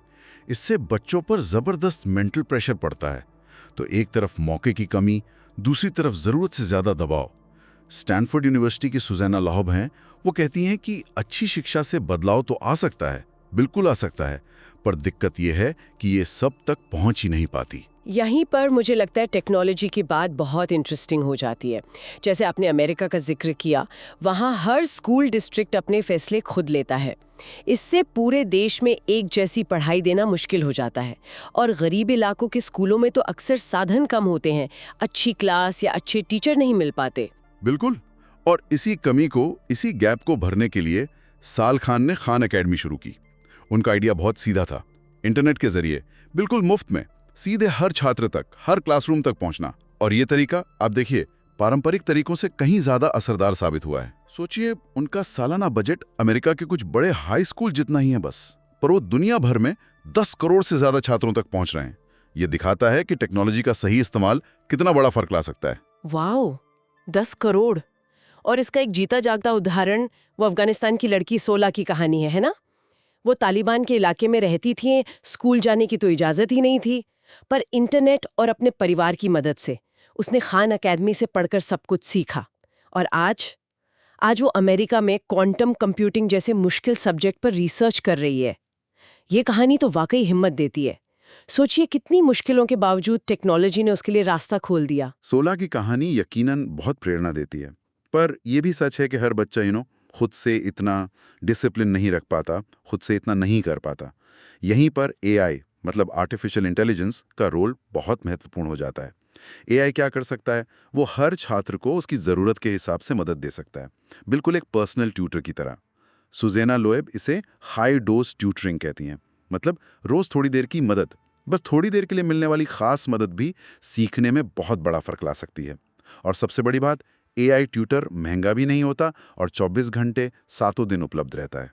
और एक बात और है, शायद एआई से सीखते हुए बच्चों को वो झिझक या शर्म महसूस नहीं होती होगी जो शायद क्लास में टीचर से पूछते हुए होती है। वो बिना डरे सवाल पूछ सकते हैं। ये तो कमाल की बात है। हाँ, ये बहुत बड़ा फायदा है। बच्चा बिना किसी डर के, बिना झिझक के सवाल पूछ सकता है। और साथ ही ये एआई टीचर और पेरेंट्स को भी बताता है कि बच्चा असल में कहाँ अटक रहा है, कहाँ उसे मदद चाहिए। इसमें एक और ख़ास बात है, वो है भाषा की। एआई अलग अलग भाषाओं में भी मदद कर सकता है। जैसे मान लीजिए कोई हिंदी मीडियम का छात्र है, वो अंग्रेजी में गणित का सवाल हल कर रहा है, तो वो एआई से हिंदी में मदद मांग सकता है। ये तो भाषा की दीवार को गिराने जैसा है। अच्छा, अब आते हैं सबसे ज़रूरी सवाल पर। पैसा, खर्चा कितना आता है? अमेरिका में आपने बताया एक छात्र पर स्कूल सालाना 10,000 से 40,000 डॉलर तक खर्च करते हैं। बाप रे! और भारत में सरकारी स्कूलों का खर्च करीब 500 से 1200 डॉलर के बीच है। पर इतना खर्च करने के बाद भी अक्सर बच्चे या तो पीछे रह जाते हैं या फिर क्लास में बोर होते हैं। और कोविड-19 ने तो हालत और बिगाड़ दिए, खासकर गरीब बच्चों के लिए जिनके पास कंप्यूटर या इंटरनेट नहीं था। बिल्कुल। कोविड के बाद अमेरिका ने बच्चों की मदद के लिए ट्यूशन पर अरबों डॉलर खर्च किए, पर उसका ज़्यादा फायदा नहीं हुआ। क्यों? क्योंकि वो स्कूलों की रोज़ की पढ़ाई से जुड़ा हुआ नहीं था, अलग थलग था। वहीं दूसरी तरफ जिन क्लासरूम्स ने मुफ्त वाली खान अकेडमी का इस्तेमाल किया, वहाँ बच्चों ने बेहतर नतीजे दिखाए। लेकिन ये जो एआई ट्यूटर हैं, जैसे खानमी गो, ये पूरी तरह मुफ्त तो नहीं है। अभी शायद इनका खर्च 5 से 15 डॉलर प्रति छात्र प्रति महीना है। तो क्या ये सबके लिए मुमकिन हो पाएगा? ये महंगा नहीं है? हाँ, ये एक अहम सवाल है। ये अभी मुफ्त नहीं है, और शायद सिर्फ दान या जैसे फिलैंथ्रोपी कहते हैं, उससे इसे सबके लिए मुफ्त करना मुश्किल हो। स्कूलों को इसके लिए शायद अलग से बजट बनाना पड़े। लेकिन एक अच्छी खबर है, टेक्नोलॉजी लगातार सस्ती हो रही है। उम्मीद है कि अगले 5-10 सालों में ये खर्च आज के मुकाबले शायद 100 गुना तक कम हो सकता है। तब असली चुनौती होगी हर बच्चे तक डिवाइस और इंटरनेट पहुंचाना। ये अभी भी एक बड़ी समस्या है, खासकर दूर दराज के इलाकों में।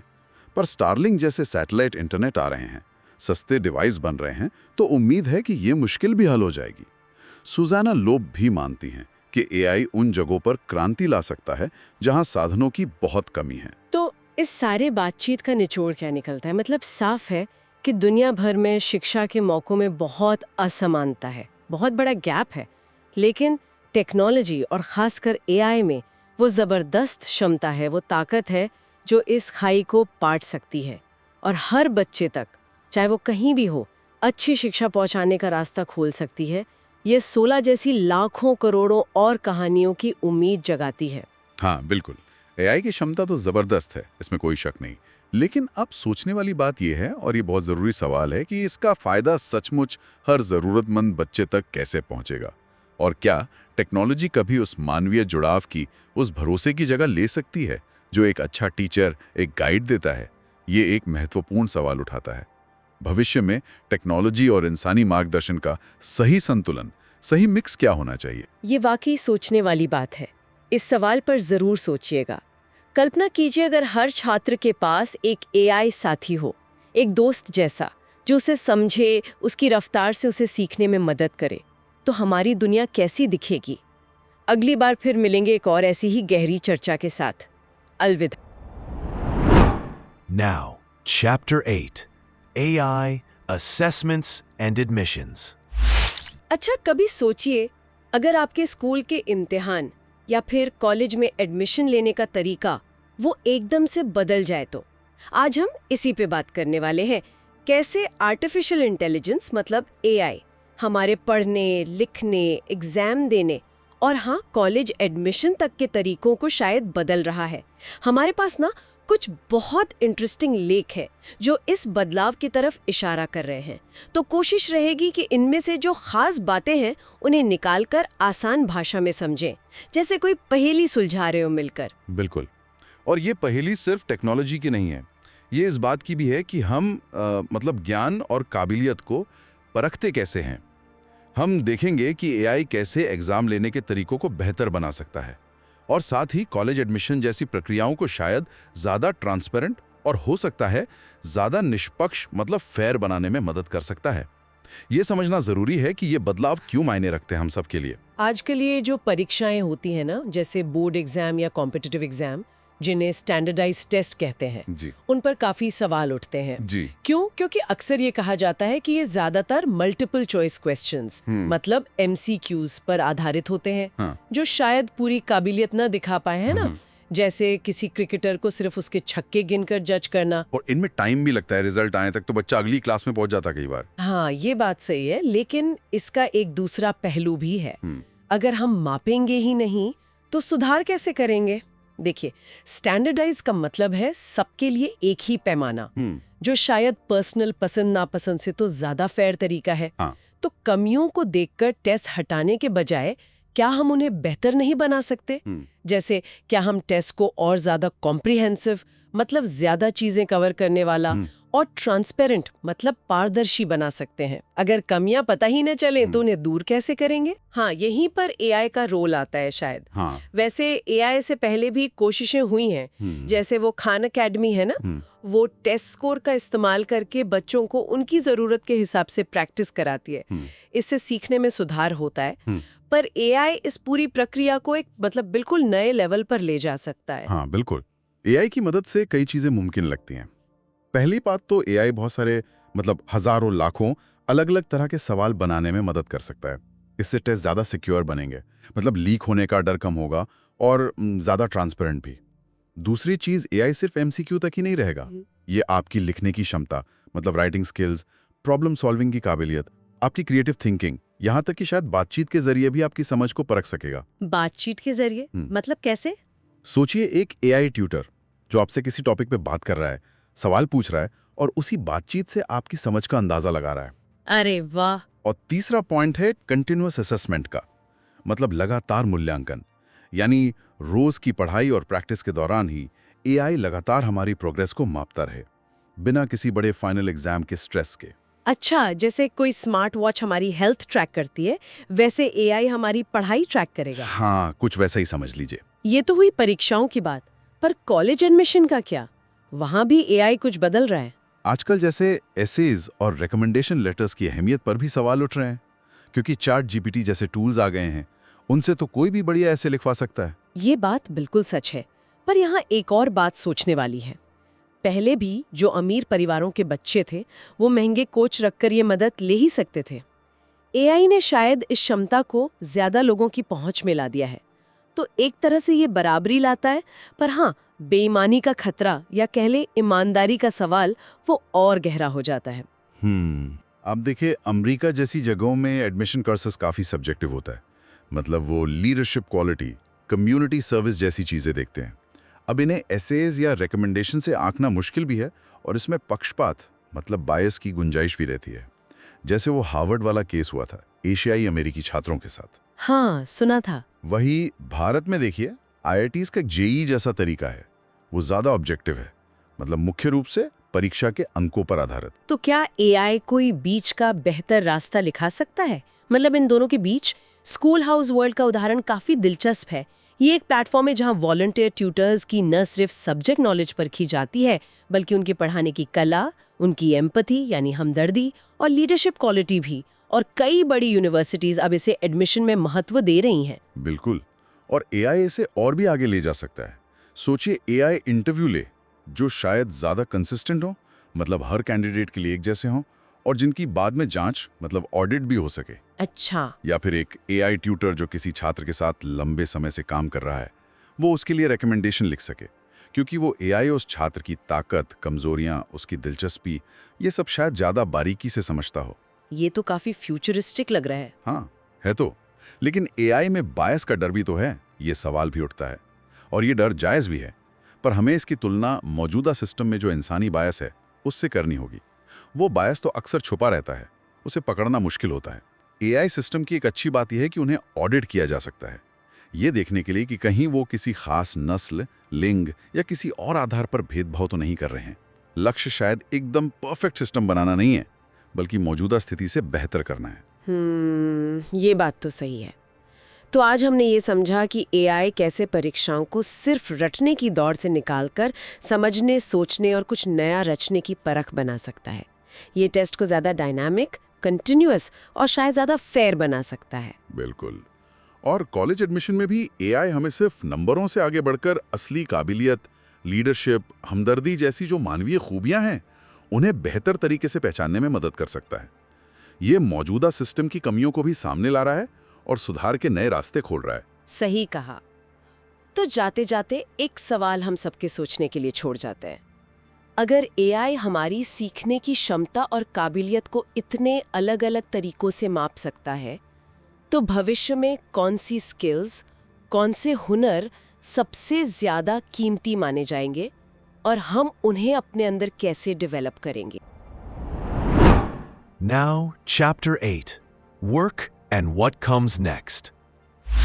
नमस्कार, आज हम बात कर रहे हैं आर्टिफिशियल इंटेलिजेंस मतलब एआई के बारे में। हाँ, और ख़ास तौर पर ये कि हमारे कामकाज पर, हमारी नौकरियों पर इसका क्या असर पड़ने वाला है। बिल्कुल, हमारे पास एआई युग में काम और मानव क्षमता किताब के कुछ जरूरी हिस्से हैं। आज हम उन पर ही बात करेंगे। हाँ, देखते हैं क्या कहती है ये किताब। देखिए, एआई को लेकर आजकल बहुत बातें हो रही हैं, डर भी है और उम्मीदें भी हैं। सही बात है। तो आज हम समझने की कोशिश करेंगे कि ये एआई आखिर हमारी जॉब्स का करेगा क्या? क्या ये सब छीन लेगा या फिर कुछ नए मौके भी बनाएगा? खासकर स्टूडेंट्स के लिए मुझे लगता है ये जानना बहुत जरूरी है कि आगे क्या हो सकता है। बिल्कुल, उनके लिए तो ये सबसे ज्यादा रेलेवेंट है। तो पहला सवाल यही उठता है, डर कितना जायज है? क्या सच में नौकरियां जा रही हैं? किताब में इसके कुछ उदाहरण हैं, है ना? हाँ, बिल्कुल हैं। और देखिए, डर एकदम बेवजह नहीं है। IBM जैसी बड़ी कंपनी ने कहा है कि वो आने वाले सालों में हजारों नौकरियां, हजारों? हाँ, खासकर वो बैक ऑफिस वाले काम जैसे डेटा संभालना या रिकॉर्ड रखना, वो एआई से करवा सकती है और शायद उनके लिए नई हायरिंग रोक दे। बैक ऑफिस जॉब्स मतलब वो काम जो सीधे ग्राहक से जुड़े नहीं होते, जैसे HR या रिकॉर्ड्स मैनेजमेंट। बिल्कुल वही। और एक और दिलचस्प किस्सा है चेक का। हाँ, वो एजुकेशन वाली कंपनी। हाँ जी, वो स्टूडेंट्स को होमवर्क में मदद करती थी, लेकिन जैसे ही चैट GPT जैसा एआई आया, ओ, तब तो सब बदल गया होगा। हाँ, स्टूडेंट्स उसका इस्तेमाल करने लगे और चेक का बिजनेस, उनकी कमाई एकदम से हिल गई। उनका स्टॉक मार्केट में भाव लगभग आधा रह गया। बाप रे, 50% सिर्फ एआई की वजह से? हाँ, सोचिए, एक झटके में। इससे पता चलता है कि एआई सिर्फ नौकरियां ही नहीं, पूरे के पूरे बिजनेस मॉडल को ही चैलेंज कर सकता है। ये तो वाकई सोचने वाली बात है। सही पकड़ा। लेकिन यहाँ एक बहुत जरूरी बात समझने की है, जो किताब में भी बताई गई है। क्या? शायद एआई सीधे आपकी नौकरी न ले, पर कोई ऐसा इंसान आपकी जगह ले सकता है जिसे एआई इस्तेमाल करना आता हो। एग्जैक्टली। बिल्कुल, ये एक बड़ा बदलाव है सोचने के तरीके में। अच्छा, हाँ, ये एंगल तो मैंने सोचा नहीं था। मतलब एआई एक टूल की तरह है और जो इसे चलाना सीख लेगा वो आगे निकल जाएगा। बिल्कुल सही। और ये टूल काम की रफ्तार वो कई गुना बढ़ा सकता है। सोचिए, कोई राइटर या सॉफ्टवेयर इंजीनियर या फिर ग्राफिक डिजाइनर, हाँ, एआई की मदद से अपना काम शायद 3 से 5 गुना तेजी से कर सकता है। 3 से 5 गुना? तो इसका मतलब ये हुआ कि भविष्य में उतने ही काम के लिए कम लोगों की जरूरत पड़ेगी। यहाँ तो फिर नौकरियों के कम होने का डर लगता है। देखिए, ये एक मिलाजुला मामला हो सकता है, एकदम सीधा जवाब नहीं है। लेकिन अगर हम इतिहास देखें तो थोड़ी उम्मीद भी नजर आती है। याद है 2000 की शुरुआत में जब सॉफ्टवेयर इंजीनियरिंग का बहुत सा काम भारत आउटसोर्स हुआ था। हाँ हाँ, वो दौर याद है। तब भी डर था नौकरियों का। बिल्कुल, डर था कि अमेरिका या यूरोप में नौकरियां कम हो जाएंगी, पर हुआ क्या? उल्टा हुआ शायद। हाँ, स्मार्टफोन्स और इंटरनेट क्रांति आई और सॉफ्टवेयर इंजीनियर्स की मांग और सैलरीज दोनों बढ़ गईं। अच्छा। तो जेनरेटिव एआई भी इसी तरह इनोवेशन के मतलब कुछ नया करने के नए दरवाजे खोल सकता है, खासकर उन इंजीनियर्स के लिए जो एआई का इस्तेमाल क्रिएटिवली कर सकें। मतलब एआई सिर्फ काम छीन नहीं रहा, बल्कि बिल्कुल नई तरह की नौकरियां बना भी रहा है। हाँ बिल्कुल, जैसे प्रॉम्प्ट इंजीनियर, ये नाम कुछ साल पहले किसने सुना था भला? प्रॉम्प्ट इंजीनियर, ये क्या होता है? ये वो लोग होते हैं जो एआई से सही तरीके से सवाल पूछकर या निर्देश देकर, मतलब बढ़िया प्रॉम्प्ट देकर अच्छे रिजल्ट्स निकलवाते हैं। अच्छा। और मजे की बात यह है कि एक अच्छा कॉपीराइटर जिसे शब्दों और भाषा की समझ है, वो आसानी से ये भूमिका निभा सकता है। अरे वाह, ये तो वाकई दिलचस्प है। लेकिन नौकरियों के अलावा क्या कंपनियों पर भी इसका असर पड़ेगा? छोटी बड़ी कंपनियों पर? जरूर पड़ेगा। एक्चुअली वॉटन स्कूल के प्रोफेसर ईथन मॉलिक कहते हैं कि एआई हर इंडस्ट्री और हर जॉब को बदलेगा, कोई बचेगा नहीं। हर इंडस्ट्री, हाँ। हर जॉब। छोटी तेज तरार कंपनियां जो एआई का भरपूर इस्तेमाल करेंगी, वो शायद बड़ी सुस्त कंपनियों से आगे निकल जाएं। तो इससे कुछ जगहों पर नौकरियों का नुकसान, मतलब नेट लॉस भी हो सकता है। हाँ, ये संभव है। मौलिक तो ये भी कहते हैं कि आजकल छत बनाने वाले मतलब रूफर्स भी एआई से प्रपोजल बनाने में मदद ले रहे हैं। तो सोचिए, बदलाव तो हर जगह आ रहा है, हमें तैयार रहना होगा। बात तो सही है। तो फिर इस बदलते माहौल में खासकर बच्चों और स्टूडेंट्स को हम भविष्य के लिए कैसे तैयार करें? उन्हें क्या सीखना चाहिए? ये बहुत जरूरी सवाल है। स्टैनफोर्ड के एक प्रोफेसर की बात याद आती है। उन्होंने कहा कि कोडिंग सीखना अभी भी जरूरी है। लेकिन एआई तो खुद कोड लिख सकता है। हाँ, लिख सकता है, पर असली खेल अब सिर्फ कोड लिखने में नहीं, बल्कि ये समझने में है कि एआई के साथ मिलकर कैसे काम करें, कैसे अलग-अलग हिस्सों को जोड़कर कुछ बड़ा और काम का बनाएं। इसे आर्किटेक्चरल थिंकिंग कह सकते हैं। करना सीखना। मलिक ने इसे सेंटोर कहा था शायद, आधा इंसान आधा एआई। बिल्कुल, क्या बढ़िया एनालॉजी है। और लिखना मतलब राइटिंग जैसी बुनियादी स्किल्स की अहमियत और बढ़ जाएगी। लिखना? वो कैसे? क्योंकि आप एआई की मदद से ज्यादा बड़े और कॉम्प्लेक्स प्रोजेक्ट्स पर काम कर पाएंगे। आपकी सोच को एआई स्केल देगा। बिल गेट्स भी यही मानते हैं। अच्छा, बिल गेट्स क्या कहते हैं? वो मानते हैं कि गहरी स्किल्स जैसे साइंटिफिक थिंकिंग या मुश्किल कस्टमर सपोर्ट, इनकी अहमियत बनी रहेगी। हाँ, पर एंट्री लेवल जॉब्स के लिए एआई टूल्स चलाना आना जरूरी हो जाएगा। तो मतलब सिर्फ एक चीज में एक्सपर्ट होना काफी नहीं होगा? शायद नहीं। भविष्य में सफल होने के लिए गहरी स्किल्स के साथ साथ आपको एंटरप्रेन्योरशिप का जज्बा, मतलब अपना कुछ करने की सोच। हाँ, और क्रिएटिविटी, लोगों से बात करने का हुनर, कम्युनिकेशन और एम्पैथी, मतलब दूसरों की भावनाओं को समझना, ये गुण बहुत काम आएंगे। और इसके लिए शायद हमें अपने एजुकेशन सिस्टम को भी बदलना होगा। रटने की बजाय इन चीजों पर ज्यादा ध्यान देना होगा। ये तो बहुत बड़ा बदलाव होगा एजुकेशन में। अच्छा, और भविष्य में भर्ती प्रक्रिया, मतलब हायरिंग प्रोसेस कैसा हो सकता है? सुना है एआई एजेंट्स भी होंगे। हाँ, ये भी एक संभावना है। कल्पना कीजिए कि भविष्य में आपके पास अपना एआई पर्सनल एजेंट हो। मेरा अपना एआई एजेंट? हाँ, जो आपके लिए नौकरियां ढूंढे, अप्लाई करे और कंपनियों के एआई रिक्रूटर बॉट्स से बात करें। वाह! इससे शायद हायरिंग तेज और ज्यादा फेयर मतलब निष्पक्ष हो सकती है। हालांकि एआई में छुपे हुए बायस यानी पक्षपात के खतरों पर भी नजर रखनी होगी। वो एक चैलेंज है। हाँ, वो तो है। तो कुल मिला के तस्वीर काफी उलझी हुई सी है, लेकिन शायद उतनी डरावनी नहीं जितना लोग सोच रहे हैं। बिल्कुल, निचोड़ यही है कि एआई नौकरियों को बदलेगा जरूर, इसमें कोई शक नहीं। कुछ खत्म होंगी तो कई नई बनेंगी और कईयों का रूप बदल जाएगा। तो सबसे जरूरी क्या है? सबसे जरूरी है एआई के साथ काम करना सीखना, अपनी स्किल्स को लगातार बेहतर और गहरा बनाना और सीखने के लिए हमेशा तैयार रहना। फ्लेक्सिबिलिटी और अडेप्टेबिलिटी और क्रिएटिविटी। हाँ, क्रिएटिविटी और अडेप्टेबिलिटी आपकी सबसे बड़ी ताकत होगी। तो एआई एक बहुत बड़ी लहर की तरह है। अब ये हम पर है कि हम डर कर किनारे खड़े रहें या इस लहर पर सवारी करना सीखें।